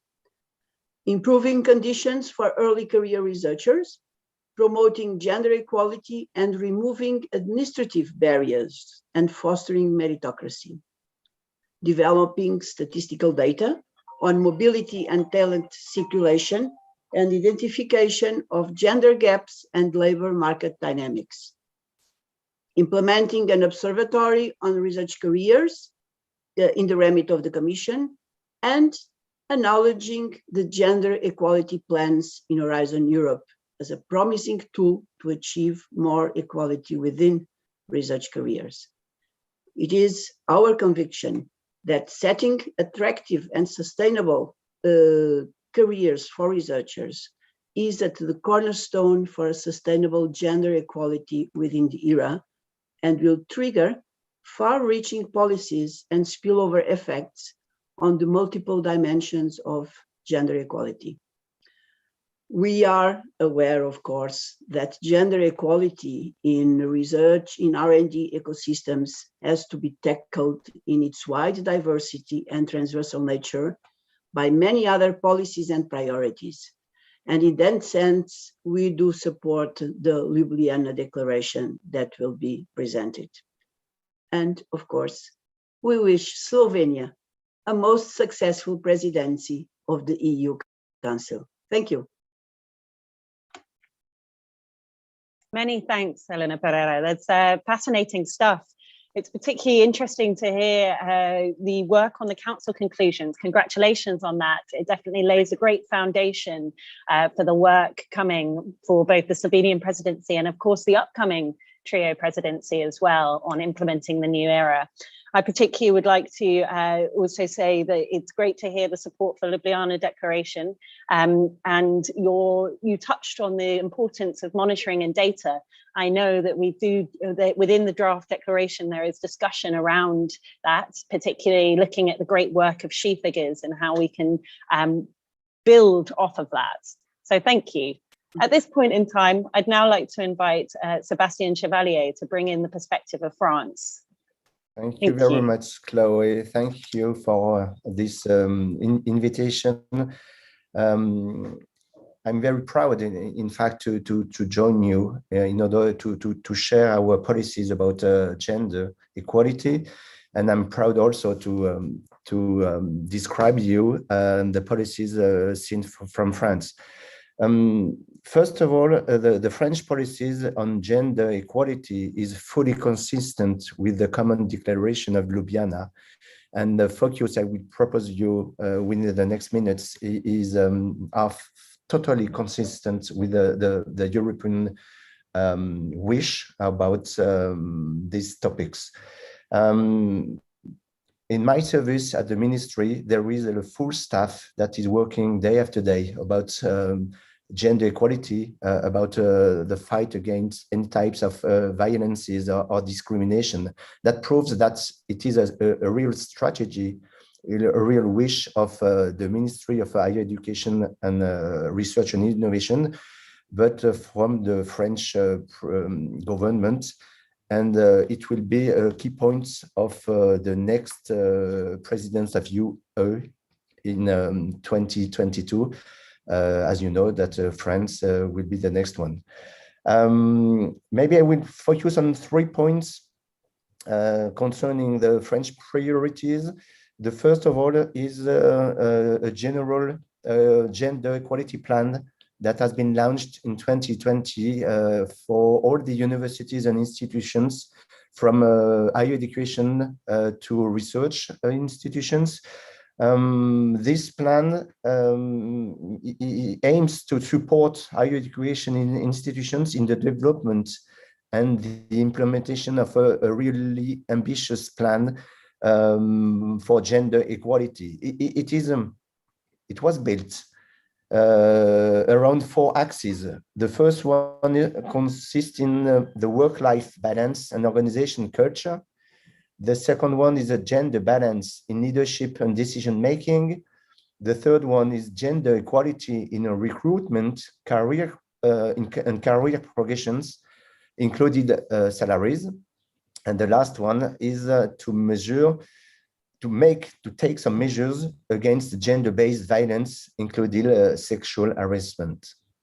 The second focus of priority for France at the moment in higher education and research institutions concern a national action plan against gender-based violence and discrimination. This was announced by Frédéric Vidal, the Ministry of Higher Education, Research and Innovation. And this is a 5 years plan with several millions euro injected in the area of universities and research institutions in order to fight against any types of harassment, sexual and sexist violences. I will detail the plan later. And then I will focus to the last French priority, that is to encourage women in science, technologies, and engineering to be ambitious in order to have a good and beautiful career in those fields. Most of the time, they limit themselves and they are not so ambitious about careers in such topics. It is what we call in French, I'm sorry, I don't know how to translate it in English, is to destroy the plafond de verre. That is this limit given by themselves about ambitious career. Just to finish about the national plan about gender equality, at the moment, after only several months in order to get the plan from the universities, 95% of the universities sent their plan to the ministry. So it says two things. They are ready, and they were ready to answer the commands of the government. And it is really a social event that has been taken by the universities, by the professors, by the rectors and the president of the universities. And I feel pretty optimistic for the future because it is now a full topic, a full subject of our communities. Thank you very much.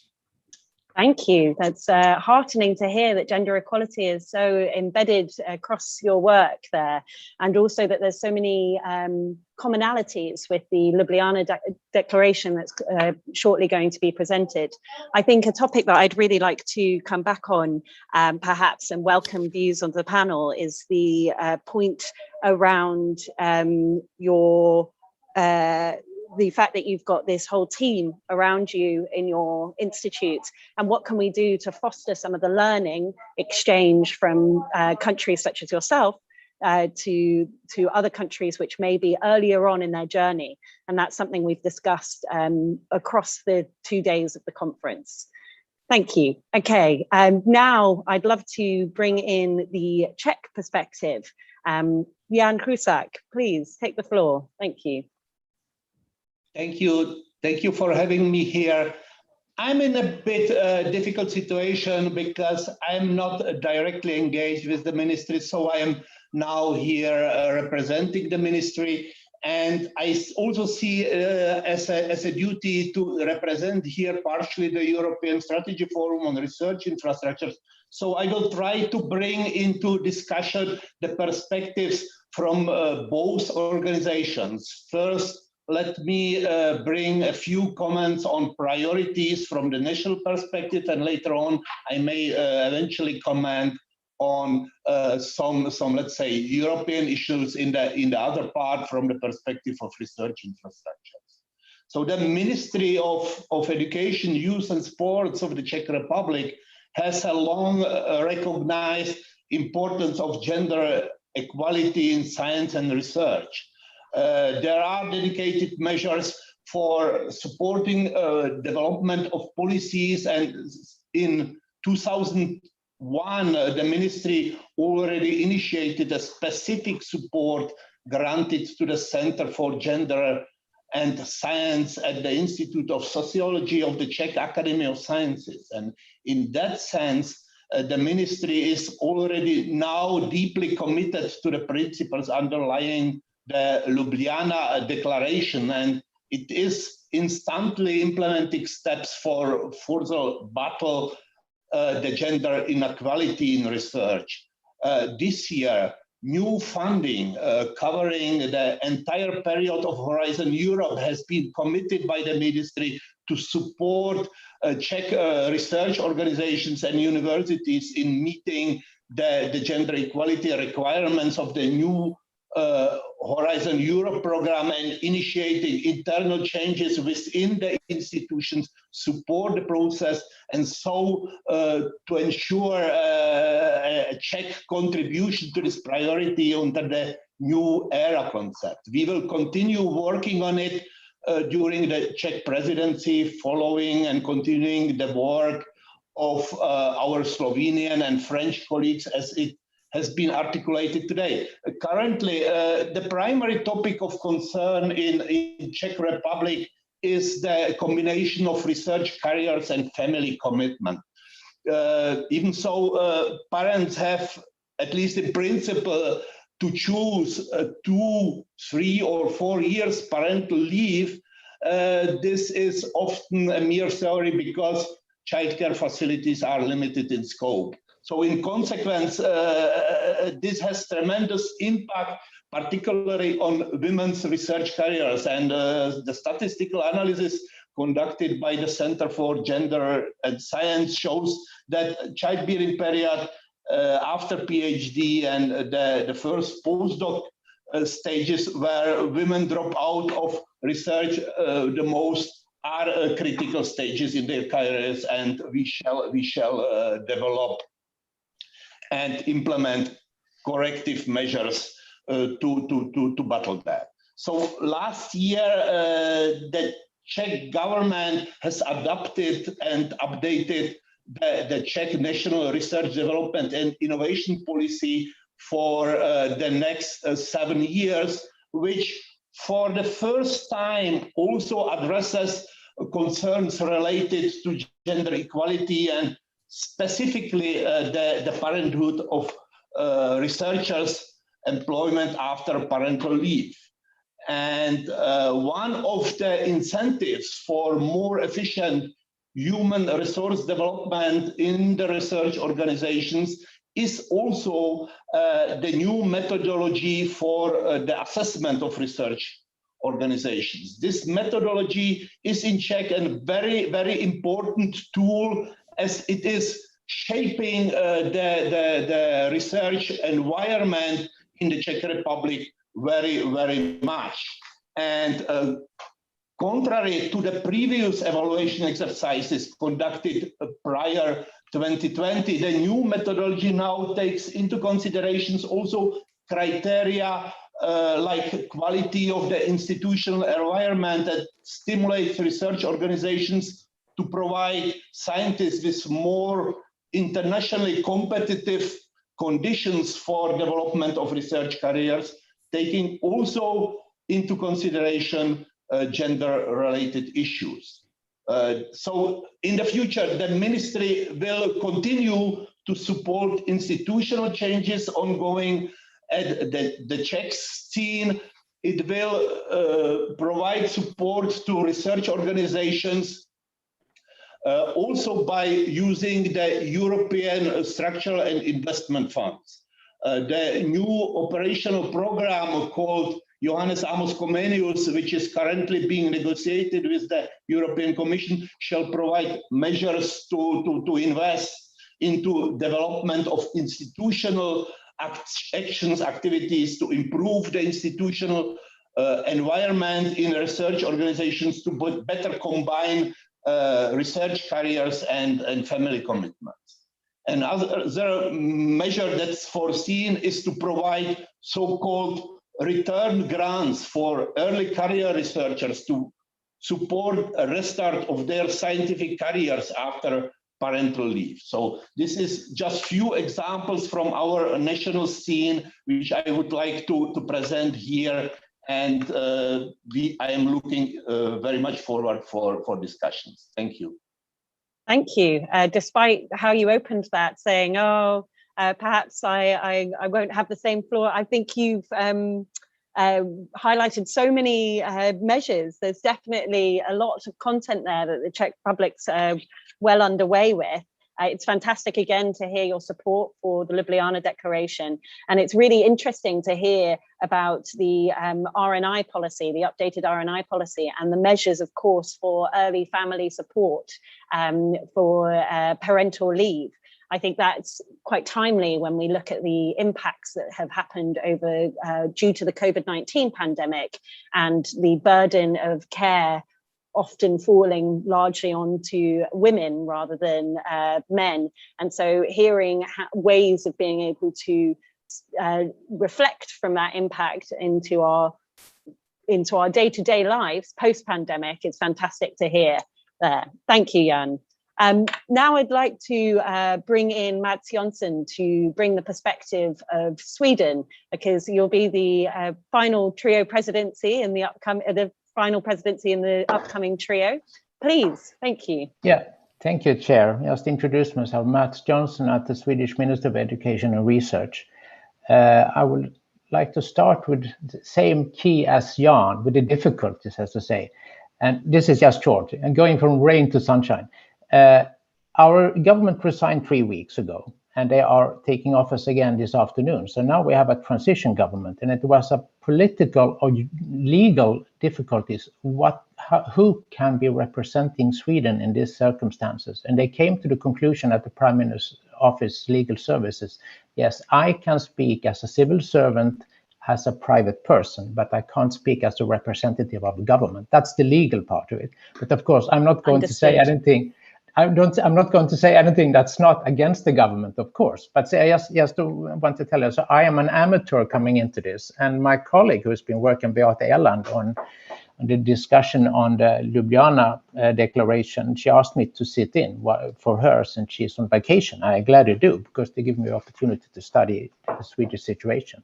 And what I have noticed as a civil servant, that our government, 2014, the Social Democrat and Environmental Party, they formed a coalition, and they started out with a high key that gender equality should be the key, one of the keystones for their policies. That means equal representation of women and men in all sectors of society, and gender issues should be included in all areas of politics. And they didn't start out from scratch. Of course, there's a Swedish law that there is gender equality in sectors of society, and also that all sectors of society should work for gender equality. So in that sense, there's continue it. And what this would mean for research and development area, and here we come into more newer things, as to say, they had three primarily issues as their priorities, and they're still working on it. And I suppose that the government is going to take form this afternoon, going to continue the same. It's promote the recruitment of women professors, so we can have an equal representation of men and women in the future. What they said, and it's already achieved, that by 2030, 50% of all recruited professors should be women. I think we already passed that figures in that sense. And another one, we should have equal representation of women and men in all areas of science. This is much more difficult. We have worked hard to get more women into STEM, science, technology, engineering, and mathematics, because there are very few. And it's the same in all countries. And one reason it's difficult might be that there's a less interest among women to study these areas. And our minister, so far, and also from this afternoon, she has also stressed that it's two-sided coin. It's not only to get more women into some areas, we also have to get men into areas where there are our female majority. Humanities and social sciences in these countries, we have more than 50% of female professors already. And then we have to work on both sides to get more men into those areas. And a more difficult issue for them is to say, they also talked about we should have a gender perspective. That's part of the politics in general, but also gender perspective in science. And this has been heavily criticized from the scientific sector. Scientists said that science should be free. We should do everything that we think is right for science. And if you force us to have a gender perspective, this is decreasing the freedom of science. Yes, possibly, but still, it's still there, and government has stressed it several times. And our Research Council for Fundamental Research has this as a core principle when they are distributing the funding. So far, we haven't seen that it's been attacking the freedom of research, but it's still, there's a discussion on it. So it's not always easy, but it works. Thank you. Thank you for your input, and I appreciate the sensitivity. It's understood there, but it is still really interesting to hear some of the work that is going underway, such as the promotion of women professors. That's definitely something that was touched upon yesterday by our welcome addresses by Commissioner Gabriel and Minister Kustec, who discussed the data on PhD equivalency, but that there is more to be done around professorship. And indeed, I think that links well with the comments from Sebastian Chevalier around leadership as well, and gender balance there. So thank you very much for that input. Thank you. Last but not least, I would like to welcome Jean-Éric Paquet to input from the Commission's perspective. I know that there's a lot of work underway at the moment around the Pact for R&I and other areas around the area of governance and wider area implementation. So it would be great to hear your thoughts on current priorities for gender equality in R&I. Thank you. Chloe, thank you very much. Good morning, dear colleagues and friends.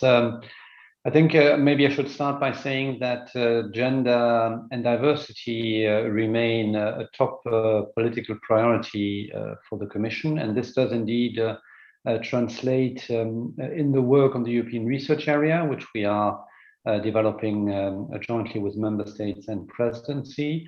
It was visible in the communication on the European research area. It was very well put forward in Council conclusions. Under German presidency. I'm grateful to our Portuguese and Slovene colleagues who continue to promote gender equality and diversity in research under their presidencies. And I hope that the work we are doing on the Pact for Research and Innovation, where for the first time we will have a legal text which will set out key principles for carrying out research and research policies in the EU, will cover quite ambitiously also gender equality and diversity. We want beyond the Pact and this statement of principles, I mean our shared values, there will also be a policy agenda following the Pact, which is again developed closely with presidencies and member states. And one component will be to work on inclusive gender equality plans with member states. So expect on the policy level a very ambitious work ahead. And this reflects, I think, a need in the sense that politically gender equality is well carried throughout all national research and innovation system. It goes much beyond research, obviously. It's a top priority for our leaders and expectation, a very high expectation across our societies. But I think it is more needed than ever because the data, we will release the SHE report again later this year. The data is, of course, showing some improvement. I think it will also show some erosion. The pandemic has not been very kind on the gender agenda and on women researchers particularly. So I think we need to continue to be really mobilized to ensure that the progress which has been made in the last decade, which is insufficient but real, is maintained, and that we remain ambitious to really go towards parity. I would like to give you a few also illustrations of more concrete policy measures which are in preparation and which will be implemented, in particular under Horizon Europe. But before I do that, I would also like to boast for half a second and say that for DG Research and Innovation, we are at parity for management. In fact, we have more female managers than male managers. So my challenge is now a bit reversed. I need to find male managers to get to parity.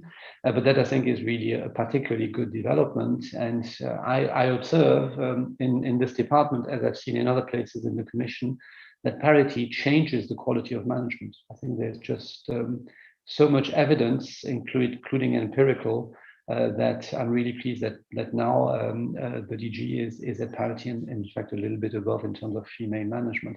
The same is nearly there for our research agencies, the European Innovation Council, the Research Executive Agency, the European Research Council Executive Agency. They are not yet at parity, but they are really close to parity. So I think that's really a good step. And we are, if you want to walking the talk, also in terms of our own setups. Now under Horizon Europe, and I think this is really important also for the audience, we want to go one step further in using our common program to promote this agenda. And there's going to be one important novelty. I'm sure you're all aware of it, but I think I need to repeat it each time because it's a major change, and I want that to be completely understood because there's still a little bit of time to deal with it, which is that we will make gender equality plans an eligibility requirement to participate in Horizon Europe when you are a public research organization. Many of you have these gender equality plans in place, but not all of you by far. We believe, and I think this is very much shared with national administrations, national contact points, university association, research organizations, the direction I think is well agreed. And we need to have these gender equality plans across all research institutions in Europe. So if you bid now for funding in the Horizon Europe, if the call closes at the beginning of 22, you will need to have a gender equality plan in place by the moment of contract signature. Likely to happen for call closure in January, likely to happen a bit after the summer of 22. So there's another year for you who don't yet have these gender equality plans to work on them to ensure that by the moment of contract signature, there's not a bad surprise where you will find that you cannot sign the contract if these gender equality plans are not in place. I mean, I don't want to dwell too much on what a gender equality plan is, because I take it that in this setup, you all know what it is, but it's a public document. It commits you as an institution. It has resources dedicated to it, so it needs to be genuine. It, of course, needs to be evidence-based, and it must have institutional development training elements to ensure that the objectives of your gender equality plan can effectively translate in improvements on the ground, as was described by all speakers during this panel. So be mindful of that and get going. We are, of course, on the Commission side, but also most national administrations available to support you in drawing up these gender equality plans. You have another year to get them in place. Now, in Horizon Europe, of course, there are other dimensions, I think, and one really important one too, which is known but not often enough put forward, I find, is that for any research topic, by default, we expect you to provide us data and analysis on the gender dimension of your research. And this is not just a requirement on paper, this is then part also of the analysis on the excellence of your project. So be mindful, by default, this is expected. If we believe in the work program and call preparation that this is not needed, we will say it explicitly, but by default, you are expected to provide it. So, I mean, overwhelmingly, there will be a gender dimension covered in the research supported under Horizon Europe. Obviously, we hope to see also more female researchers involved in these projects. We will also have parity in boards and evaluation setups. We have progressed quite a bit in the Horizon Europe. We'll bring it to the next level under Horizon Europe, and we will have full parity in evaluation and boards as we move forward. We hope that with that we can have a bit of impact. And of course, there will be gender-related research per se, which of course will also be supported and funded under Horizon Europe. So that's the scope of what is happening. And I think it does echo what is done at national level, where things really happen now. And so what we are doing aims at structurally supporting what member states are doing already. Thank you. Thank you so much for that. There's a lot there. And actually, the gender equality plans, we had a full session on it yesterday, where we heard from stakeholders about the impact and the opportunity, and of course, the challenges as well, because as I've already touched upon here, there are some discrepancies, and you drew that out too, between different member states on their road to having gender equality plans embedded for their funding opportunities. I also would like to touch on the great work that you highlighted around the policy agenda, which will be coupled with the PAT for R&I, or not coupled, will come as a result of the PAT for R&I, and how you touched on wider inclusion.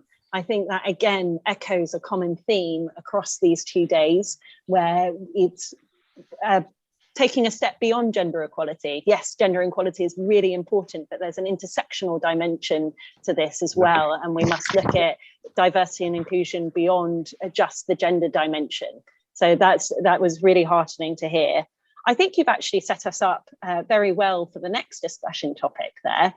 So I suggest that we move straight in to look at the opportunities for coordination in the new era, supporting us to achieve a just green and digital transition, because of course these are the priority twin transitions in front of us. I would like to invite at this point in time, I suggest we stick to the same order. So if we could bring the current presidency in first, Tomáš Böge, could you talk to us a bit about where you view the opportunities for coordination to be? And of course, if you think there are any specific channels to highlight those as well. Thank you. Thank you very much again, Chloe. Actually, I will continue where I stopped in the previous intervention, while actually this is somehow very closely connected. I'm very, very happy to hear during the discussion that majority of the plans or majority of national policies are very well in line with the proposed Ljubljana Declaration. So it means that we are all sharing more or less the same values and more or less the same goals. And actually, I believe that the first challenge for us will be in the question or in the field of international cooperation.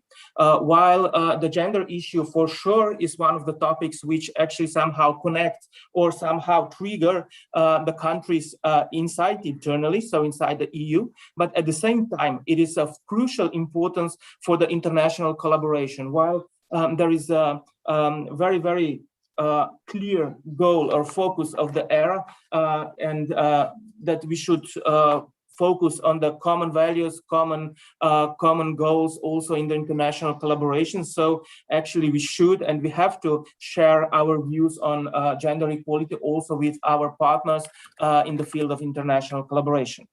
The second part I would like to say was already mentioned several times, but still the gender equality plans for sure are a great issue for the future. And there is a great discrepancy between different countries. So there is a ultimate need for a collaboration, for exchange of views, for using, first of all, actually introducing and using the common platforms for exchange of views. Maybe one of these elements was already used during the preparation phase for this conference in March this year, when we organized together with the Commission and with the stakeholders, the conference JEPS as a catalyst for a change. And actually this was an important channel for inputs for this conference, for the national activities. And also we believe it should be one of this kind of exchange of views, the way how to do it also in the future. The next thing I would like to say and stress is that actually the gender equality issues should be also somehow implemented in other policies. Today we talked a lot about the research and innovation policy, but at the same time we all know that it's so horizontal topic that it should be implemented also in other ministries, in other policy domains. So actually this is probably the next success factor which should be somehow taking into account when talking about the national and also on the EU level discussions about the gender equality. And the third point I would like to mention, and it's already mentioned several times as well, is the question of green digital and green transition. And actually, as mentioned yesterday during the discussion, the synergies between the education and the research and gender equality in this respect. While we are now facing a new challenges, of course, digitalization, and also as Jan-Erik already mentioned, the pandemics actually brings quite a number of new challenges, and majority of them are not in favor for gender equality. So we have to be very, very sensitive when actually making policies, introducing them, that actually these policies will be gender sensitive ones and that will underpin somehow our efforts actually to introduce as much as possible again and again debates and actions related to the gender equality. Thank you, Tomasz. Yes, there's a lot of opportunity there by the sounds of it, especially as we progress with delivering the new European research area. And it's fantastic to hear about the workshop that was held earlier this year and how that's bringing in stakeholders' views into the development there. I'm sure, as you said, panelists agree that this is a cross-cutting issue.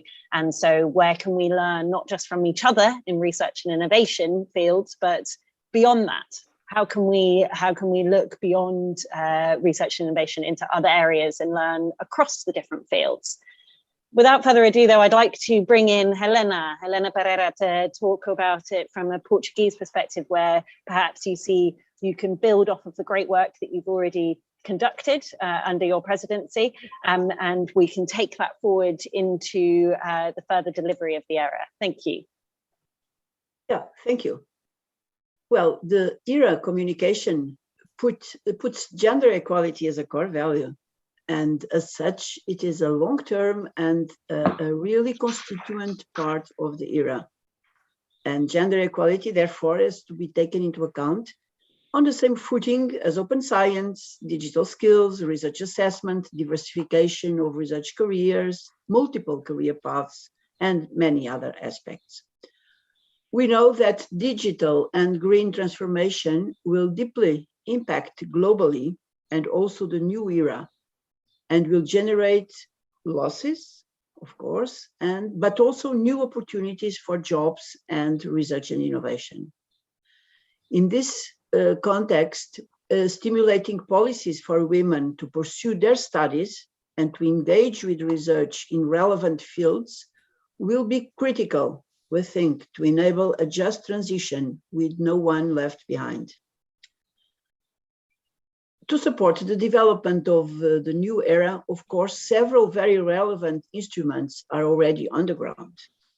But to enable just and swift transition, we face challenges that call for further coordination. Let me name a couple of them.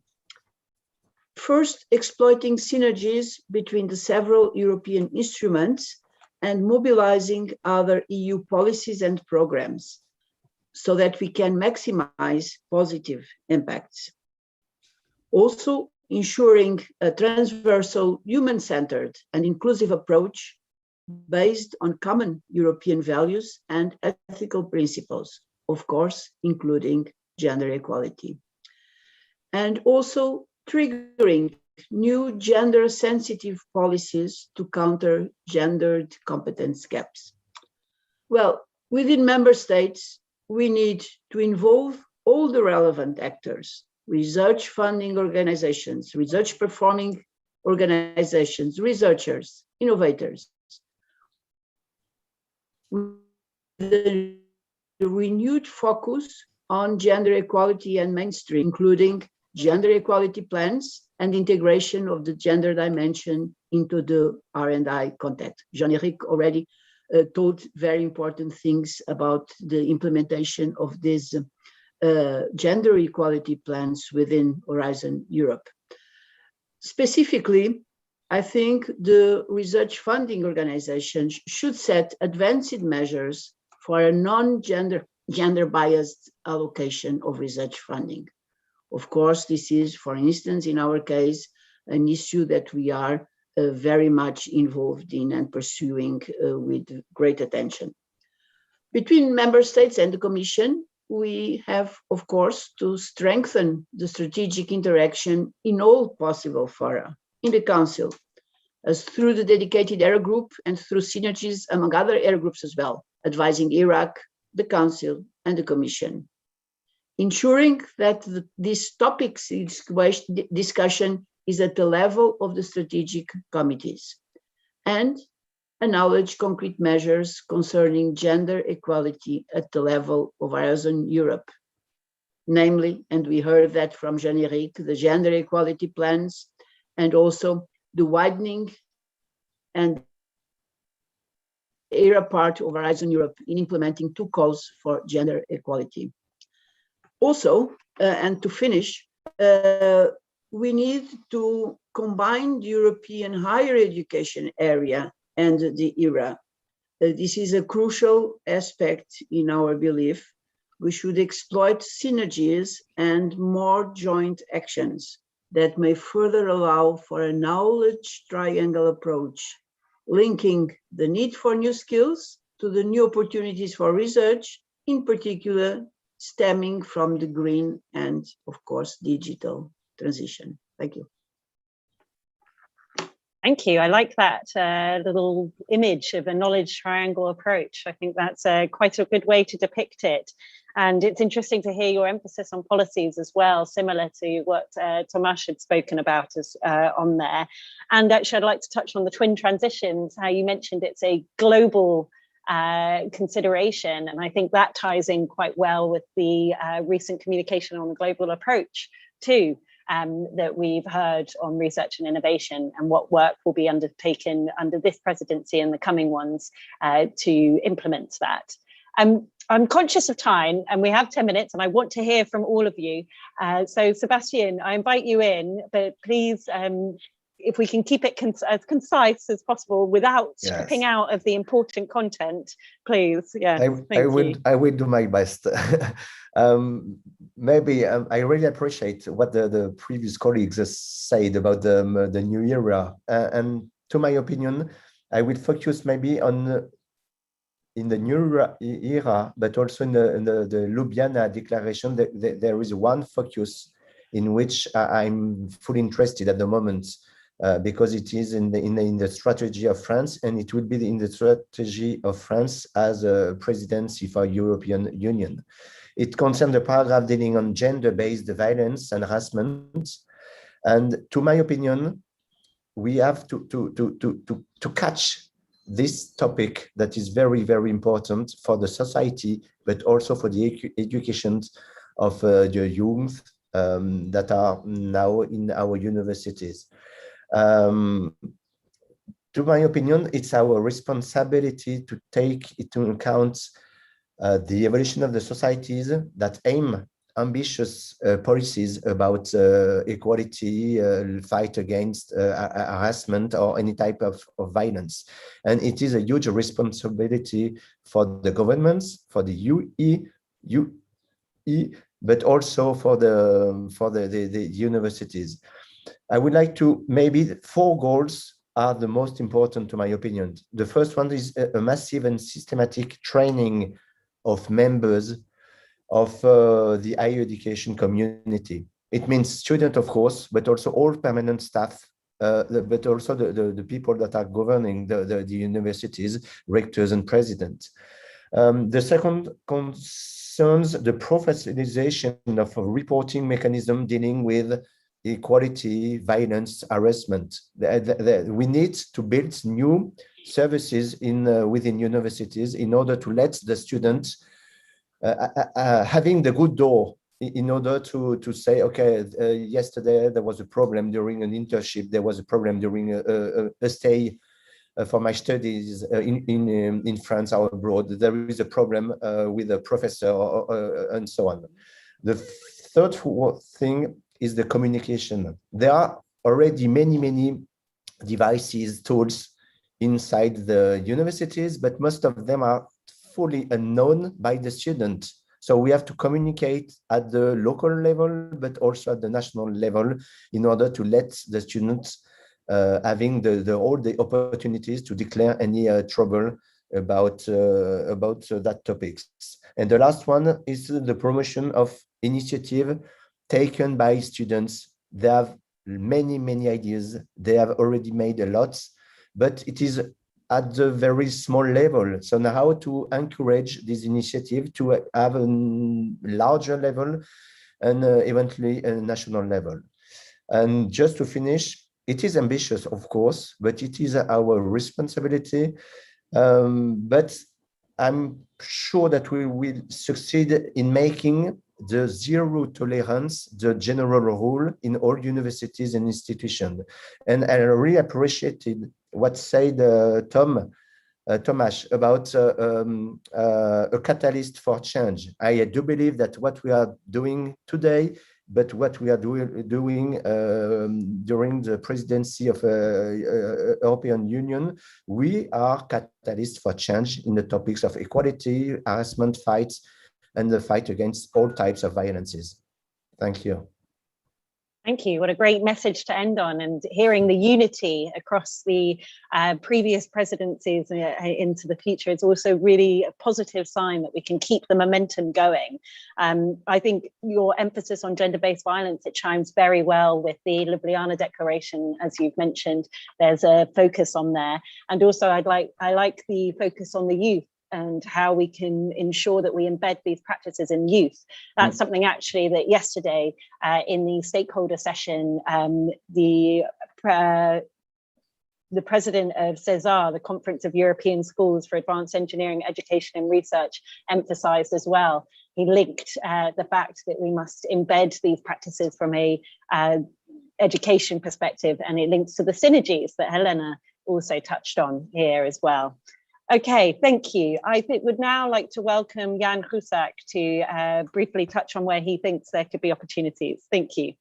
Okay, colleagues, thank you for the floor. And let me put, as earlier announced now, a little bit my ESFRI hat on, even though it's not such far from the Czech presidency, because research infrastructures are of very high priority also there. And by the way, I mean, it's worth mentioning that in the executive board of ESFRI, we had over years a parity in share of men and women, and now even after the recent reconstruction, we have more female than male members, and I observe similar situation, even so not such pronounced, in the management of research infrastructures, where I believe to see higher share of women than it's the case in other research organizations. Nonetheless, the issue of HR development and equal opportunities, it's an important aspect of functioning of the entire research infrastructure ecosystem. And I believe it's equally important for ERA, of which research infrastructures are an important component. So ESFRI is very well aware of the importance of properly tackling gender equality and diversity issues, and already in the ESFRI report on long-term sustainability of research infrastructures, we have addressed extensively the need of having right people at the right place at the right time, and this concerns equally the competencies as it tackles the various gender-related aspects, and we are extending on that further. And in the last year's published white paper, Making Sense Happen, one of which key messages is to foster general attractiveness of careers in the research infrastructure domain, including by properly accounting for gender issues. We continue to provide advice along the same line. ESFRI is also contributing in addressing the gender bias in research, not only by its active participation in the discussions on the pact or other related issues on the new ERA concept, but also by very practical steps. So gender aspects are already now a part of the assessment of new research infrastructure projects applying for a position on the ESFRI roadmap. And this is both at the administrative and managerial side of the proposal, as well as on the side of the evaluation of user or access policies or setting research agendas. So also here we are very much aware of the importance of equal balance and equal opportunities, and we are trying to promote that further in concrete steps. Just one short comment on gender equality plans. I mean, formally, this new challenge for research infrastructures as a prerequisite or eligibility criterion for Horizon Europe applications. I'm quite sure this is already now heavily investigated by the research infrastructure management. They're investing effort in adjusting their internal processes and policies to maintain their really leading role also in this domain, similarly as they have done successfully in following on or mastering the request on data management plans. I would like to stop here and thank you. Thank you. It's great to hear actually some input around the research infrastructures, because they are key. And that was something that was brought up yesterday again by the stakeholder session, that they were talking about the whole structural system around it. So I'm going to now swiftly move on to Matt Johnson. I appreciate that you may not feel that you're in a position to mention anything about the future priorities, but I thought I'd give you an opportunity just in case. Yes, thank you. No, I can't say anything about future opportunities or plans for our presidency, but I would like to start out, Chloe, where you said this is beyond gender dimension. Well, it's not only, say, equality. Why equality? One thing is democracy, of course, but the other thing is we have a better society if we mix equal men and women. And also, my own area, where I worked in the gender part, is the STEM, to get more women into science, technology, engineering, and mathematics. And we might pride ourselves in Sweden that we are good and well ahead on this, but we're not, because in STEM we are worse out than most other European countries. We can't get any interest from women to study STEM, even if we have programs for them and so on. And one thing we have done to try to make sure that there's no discrimination against women is when we go to the Research Council, and they have courses for expert panels to look at gender dimension when they read application and when they assess application from men and from women. And one interesting notice that I have noticed, or two I can give you. One is that if you have panels with majority of men, which still might happen in especially STEM and engineering, and they are biased towards women. So they give more funding to women than groups that are more equally represented, men and women. Perhaps one thing is they want to ensure that they are not discriminating women. I also notice another part. This is only my own notion, but since we don't have a government, I can talk freely.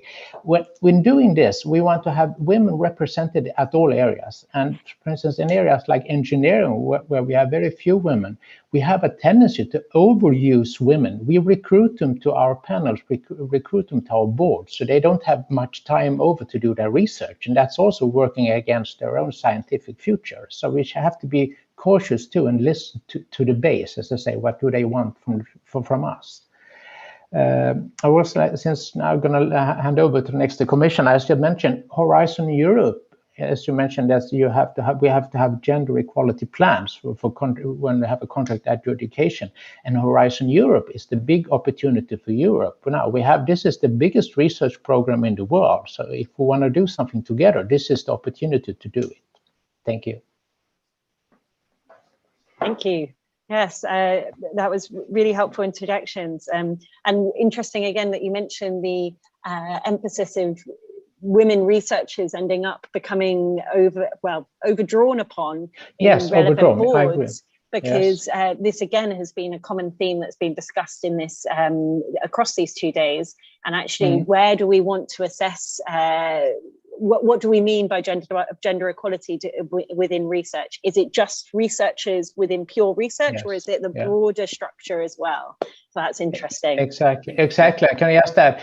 Sometimes when I sit from the political level working from the government, I have a feeling sometimes we want to solve our own problems to have equal representative in boards, and we're looking for women, but we are forcing them out of their basic research, and that means that they won't be good scientists either. Which we have a lot to do, a lot keep to that consider. in mind. Yes, it indeed. is, yes. So I apologise that we've Thank overrun, and I thank you so much to all of the panelists. Jean-Éric Paquet, if you have time, it would be great to hear from your perspective, from the Commission's perspective, the opportunities for coordination in the new era. And I am grateful to all the panelists, because I am aware that we've had too much to discuss. Thank you. No, Chloe, I can be very short. I think it was really all well covered by my fellow panel members, and I covered already the pact and the policy agenda in implementation of the pact, where gender and diversity will be front and center. I think what I can add is to say that, of course, delivery of these gender ambitions are happening in national research and innovation system and in institutions which are distributed across all 27 member states. So this is where the action now needs to be. You can count on the Commission to keep it at the top of the agenda. You can count on us also to gently prod member states into action. We will, of course, do that as well. And I'm really very impressed to see how much member states are keen also to work collectively and share practices, but also develop a common agenda to help themselves then produce these reforms and improvements in the national setup. What I think I can also add is to say that this can only happen with stakeholders, and stakeholders, I think, is not the right word. The right word is actors of research and innovation. This is where the action is now needed. So this is where the expectation is. Of course, I think actors should also rally around agenda ambition to push administrations where relevant. So this is probably also something to be kept in mind. But then delivering will be your responsibility. I said it earlier on. The Commission, as far as it is concerned, is of course available with support, technical assistance, as you discussed in the gender equality plans. But this covers a broader set of support measures. We are available for that, and I very much expect to see quite a bit of progress in the next few months. Thanks. Thank you, and I'm grateful for your short interjection there. But it is, you're quite right. There's it is heartening to see all of these member states come together and see opportunities for knowledge exchange, and that there is now a opportunity at the national level to take this forward. And of course, the important role of stakeholders or actors, as you say, within our research and innovation area, to embed these practices and challenge us as member states on our national action plans too. I must also say that there's it's great to hear the support available, because that has been something that has been drawn upon and highlighted across the 2 days, is the different levels of progress on the gender equality path across the member states. And so to have the Commission support there will be essential in some cases to be able to embed effective gender equality plans that we can implement and assess and evaluate and build upon. So thank you. Well, there was so much to say and far too little time. Thank you for all of your input into this panel. I'm afraid the time has come to draw this session to a close, if not quite late. What a stimulating discussion. It's been really excellent to get an insight into the Trio Pres and Commission's priorities in this upcoming period, and of course what we've already conducted too. As you will all be key players in the design of the new era alongside our fellow member states as well. Among the discussion, I note a few key areas that link very well with the draft Ljubljana Declaration that will be shortly presented. These include gender as a horizontal principle, the importance of data monitoring and evaluation to stimulate continuous growth, the value of tools such as the gender equality plans, and of course, the important topic of gender-based violence. On behalf of the organisers and the audience, I sincerely thank you all for your time and active contribution today. Thank you. Thank you. Bye-bye. Thank you.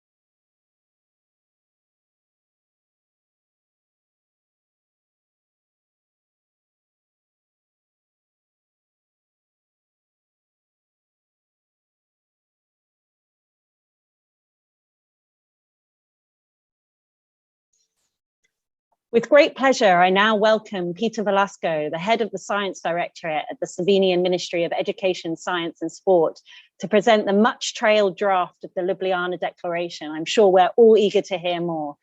Peter Velasco, please take the floor. Thank you. Thank you very much, Chloe.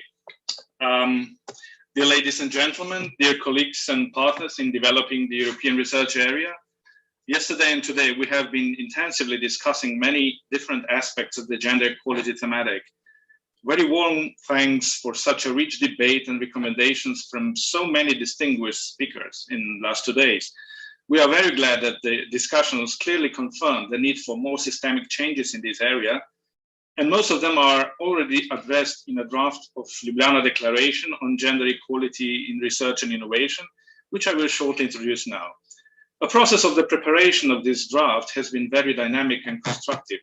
My dear colleague, Mrs. Ursula Konečnik from Science Directorate, which is the actual host of this event, has connected with representatives of the ERAC Advisory Body for Gender Equality in Science, Standing Working Group for Gender in Research and Innovation, from the current and the future trio presidencies: Germany, Portugal, France, Czech Republic, and Sweden, and especially with Mrs. Marcela Linkova. The aim of the group was to jointly identify future key challenges and priorities of the European research area concerning the gender equality, and within them, some potential recommendations and commitments for member states and other countries. The working group has met 3 times, and through a very reflective and creative process, it has agreed on the draft text to the extent that now it adequately addresses many key challenges in the field of gender equality in research and innovation. The draft declaration is also coordinated with the European Commission, which has been an active partner in all this process. After this conference, we will, of course, invite member states, other countries, and all of the stakeholders to submit comments on the draft till September the 10th. A formal presentation of the final version of the Ljubljana Declaration and the invitation to the member states and other countries to join it is scheduled for the former competent ministerial meeting at the end of September. An additional presentation of the development is, of course, envisaged at the second competent meeting in November in the form of a report. The purpose of the declaration is multifold. It is a joint proposal between the 2 trios on gender equality priorities to be embedded in the new era. It builds on Gender Equality Strategy 2020-2025. It is a contribution of the Slovenian presidency of Council of the EU to gender equality priority. It will contribute to Slovenian Council conclusions on ERA governance in November. It will also act as a call for action to other member states and other countries with the aim to have them all joined eventually. The following structure of declaration has been agreed by the group. The draft text starts with a preamble where the core principles and priorities are outlined. Achieving gender equality is, of course, the key shared value of the new era, European research area. Gender equality is recognized as a driver for optimal and sustainable scientific and technological systems. And therefore, it must be ensured that gender equality and inclusiveness are central to the Pact for R&I in Europe and across its links with complementary European initiatives such as through higher education, innovation, international cooperation, and structural funds. The declaration emphasizes a commitment to the following priorities and activities: to ensure fair, open, inclusive, and gender equal career paths in research and consider intersectional perspectives on gender inequalities, to facilitate mutual learning opportunities through form follows function robust governance, to employ existing and newly developed tools such as gender equality plans to facilitate systemic institutional change and remove institutional barriers, to address and counteract gender-based violence, to support active monitoring and evaluation to ensure continuous improvement, leverage synergies to enhance gender equality achievements within the European research area, but also within complementary fields such as European higher education area structural funds, innovation, as well as in international cooperation. Then the next chapters follow. Inclusive research path careers. Fair, open, and inclusive career paths are essential in the pursuit to mainstream gender equality across research, says the declaration. Forum follows function, governance, and mutual learning. Certainly, we can all learn from each other immensely. Mutual learning can accelerate the pace of gender mainstreaming across the EU through stimulating exchange of best practice and lessons learned at policy and institutional levels. It not only relies on policies, but also on a European research area governance structure that will enhance stakeholder engagement. Gender equality plans for sustainable and inclusive institutional changes. The promotion of the institutional change through gender equality plans is among the most transformative policy developments to achieve a long-term sustainable advancement toward gender equality in RNI. Therefore, it is essential that we develop a common understanding of them as a policy instrument, while at the same time recognizing also the need for flexibility in the concrete instruments used at the national level and the self-responsibility of the institutions, of course.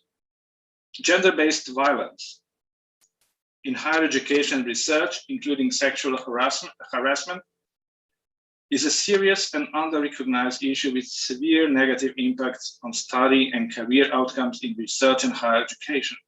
And unfortunately, in general, a cohesive infrastructure for tackling gender-based violence and harassment in academia in the member states and other countries is mostly missing. Monitoring and evaluation. The draft declaration is stating that monitoring and evaluation of gender equality policies has received less attention than policy design.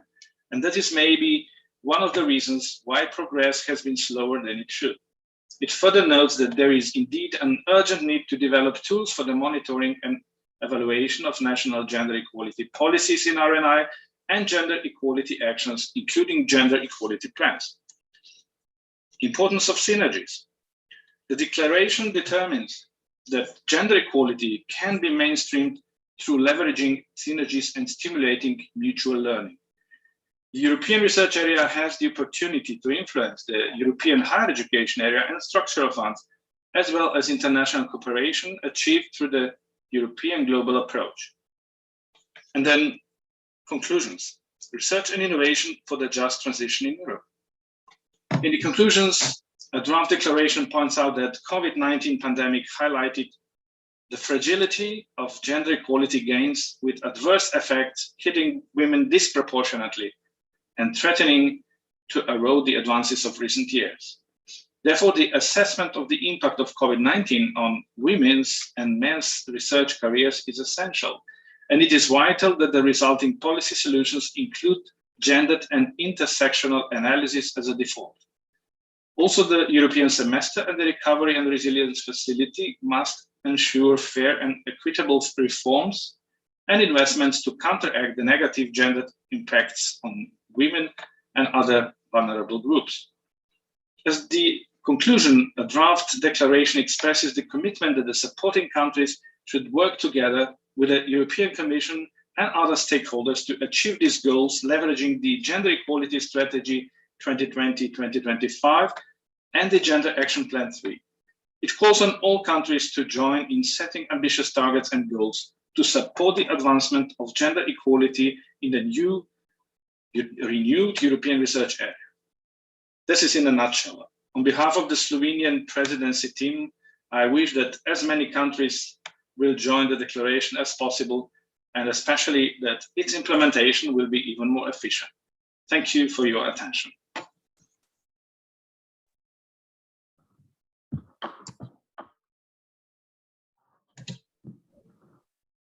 Peter, thank you so much for presenting the Vienna Declaration to us. I think it's a call on all member states to mainstream gender equality across research and innovation and into the new era. So, like you, I hope all, as many member states as possible sign the declaration and work with the Slovenian presidency to take this forward and when we see gender equality in the new era. So thank you very much for presenting that.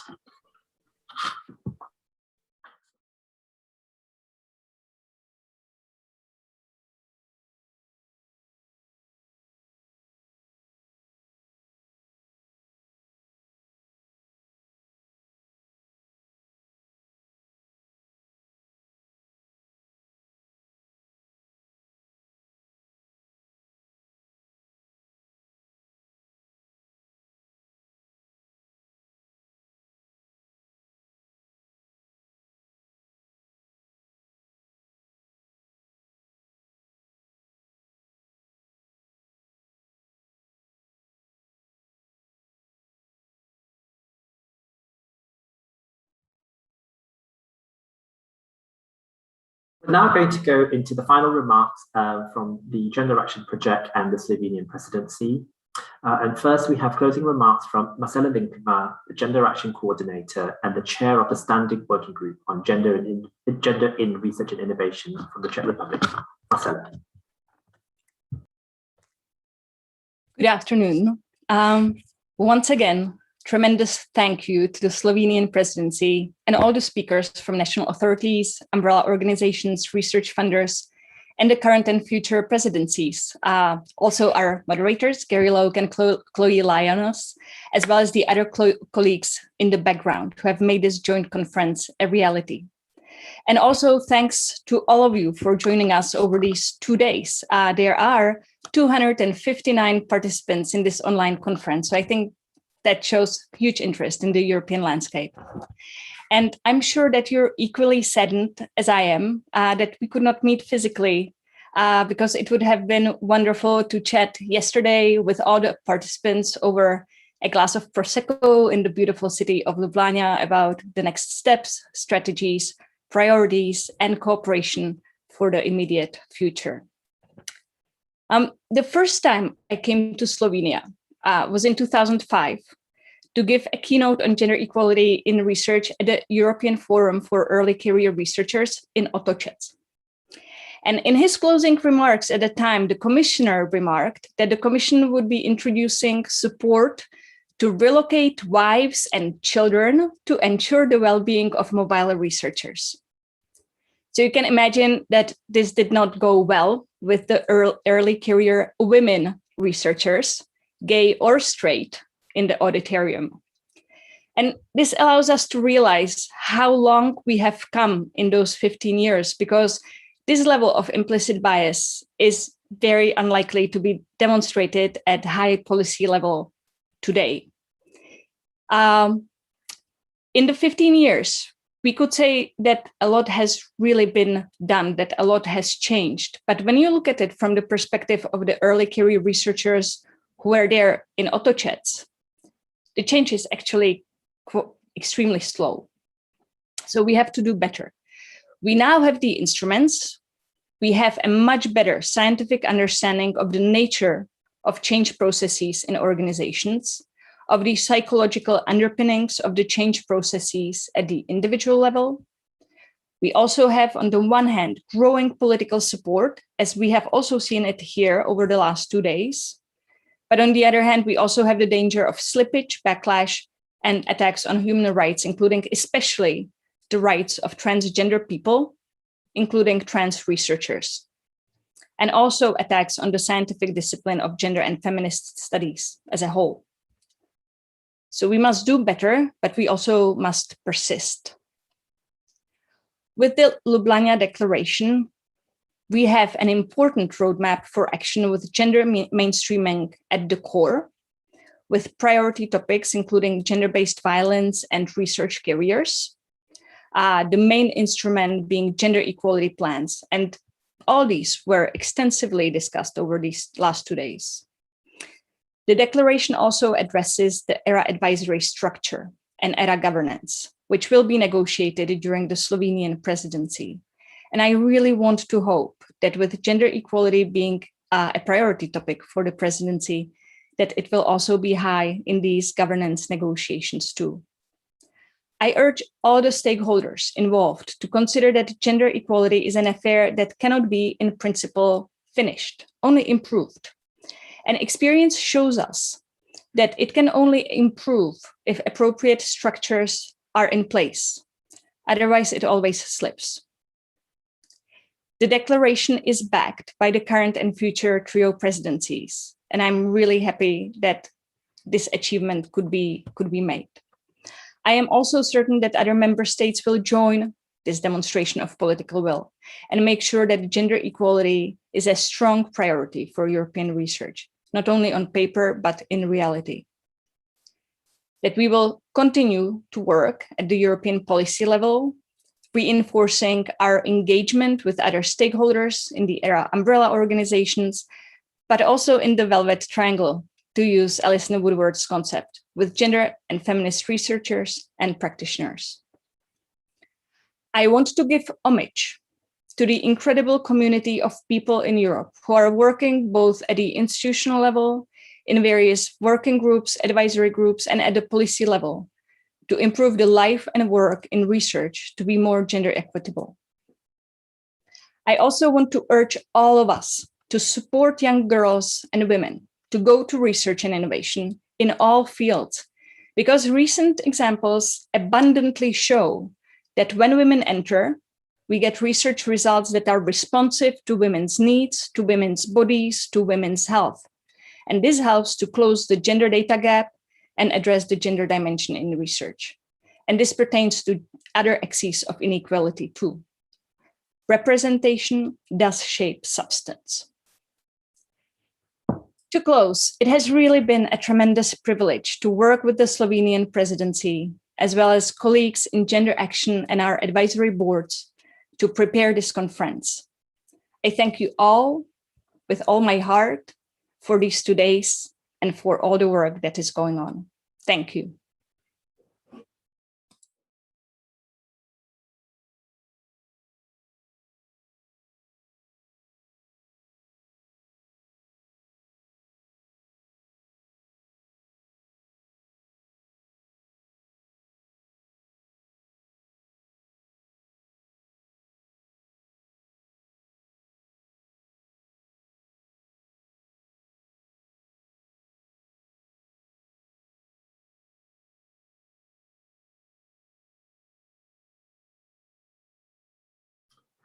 Thank you, Marcela, for your closing remarks and the reminder that although we have changed, change has been slow and gender equality is never finished, and we're always on that journey. And that reminder to, think about how we continue the journey and make sure that we continue to think about gender equality on this journey and think about the declaration and the work that the Slovenian presidency has done.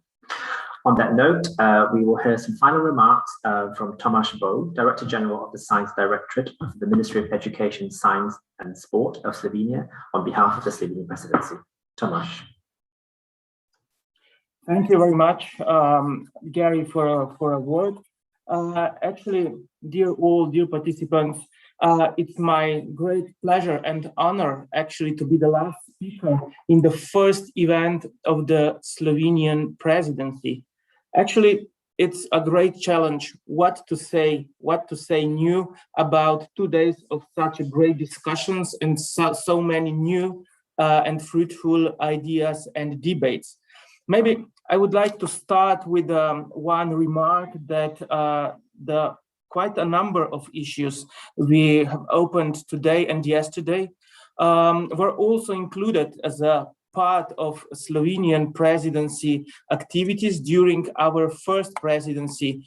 And actually, it's very, very nice and very, very encouraging to see that actually things and processes are going on and that we are doing better and better in these topics. Nevertheless, there is a quite lot and a number of things to do also in the future. What I would like to stress in this respect is also actually that it was very clear stated today and yesterday that when talking about the gender issues, the collaboration is of crucial importance.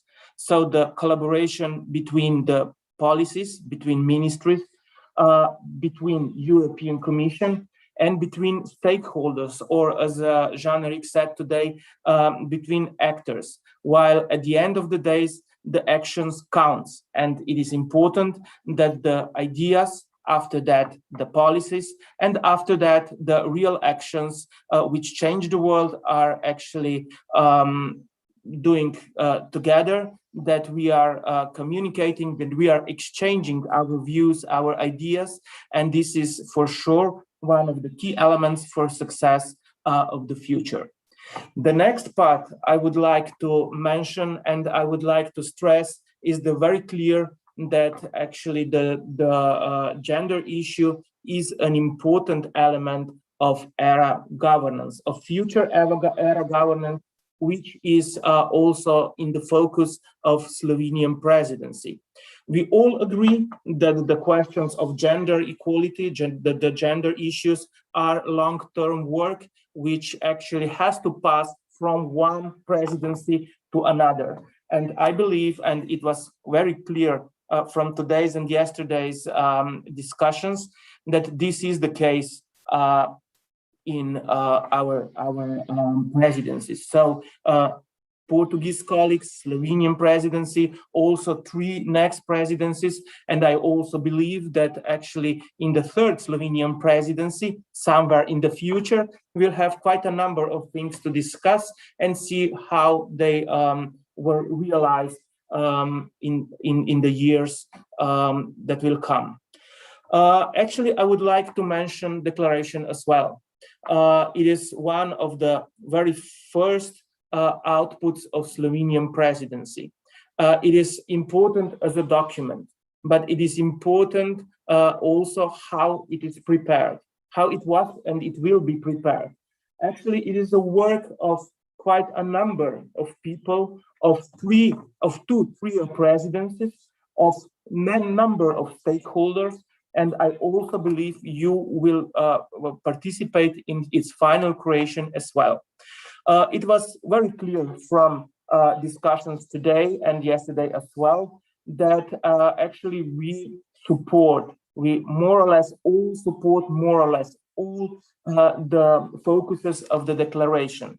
Of course, there are differences in way of its implementation, but nevertheless, I believe it is important that we all share the common values, the common principles, which are very clearly defined in the draft presidency, the draft declaration presented earlier. Actually, for the end of the event, I would like to mention, and I would like to thank all the participants. First in line, I would like to thank the Commissioner, Maria Gabriel, and also the Minister for Education, Science and Sport of the Republic of Slovenia, Simona Kustec, for their encouraging and inspiring speeches at the beginning of the event yesterday. The next, I would like to thank all the panelists who actually contribute to the substance of the debates. It was quite very, very rich diversity of them, from the academia, from policy, from policies, from European, from national level. So it was really, really rich diversity of panelists. I would like also to thank both moderators, Gary and Chloe. I thank you very much for your excellent work you've done during the last 2 days. And now, probably the most important, I would like to thank the colleagues for the Gender Action Project and the coordinator of the project, Marcina Linkova, to her contribution to the whole event. And last but not least, very important, I would like to thank the colleagues from Slovenian presidency team, especially Ursula, who worked quite strong and quite heavily in the last days and weeks on the conference. And I believe that with the contribution of you all, the event was of that kind that will remain in our memories for quite a number of actions in the future. It was inspiring. It was very, very well elaborated. And dear all, thank you very much for being with us for last 2 days. And we are looking forward for actions and policies in the future with the scope of encouraging all the system policymakers to act in the field of gender equality. Thank you very much again, and I wish you all the best and nice summer.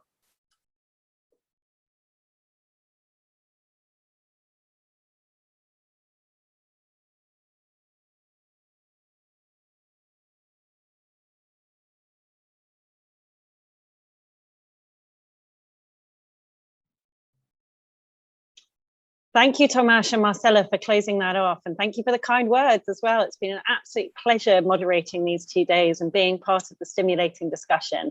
I just want to echo my thanks and say thank you to both Gender Action and the Slovenian Presidency of the Council of the EU for organising this event. And also thank you to the audience for participating. Today's packed agenda included the highlight presentation of the draft Ljubljana Declaration, aspiring to achieve broad consensus across Europe on the importance of gender mainstreaming in research and innovation. Having heard from the trio presidencies and the Commission, we can see there are strong foundations to progress this declaration, supporting all the excellent work that we heard about the research funding from the research or funding organisations and other stakeholders and actors, as Jean-Louis said. It's been a pleasure co-moderating this dynamic event. Thank you to all the speakers and audience, and of course, the co-hosts. And thank you to Gary. Gary, any final remarks? No, thank you, Chloe, and echoing my thanks. It's been a real privilege to moderate, to listen, to learn, to be part of this discussion. And as we emerge from this pandemic, as Marcela said, it would have been lovely to be in Ljubljana, but as we emerge from this pandemic, let's learn to, I guess, build back better and think about, thinking about gender equality as we go into whatever the new normal is. Have a good weekend, everybody, when it arrives, and thank you for participating and being part of this conference.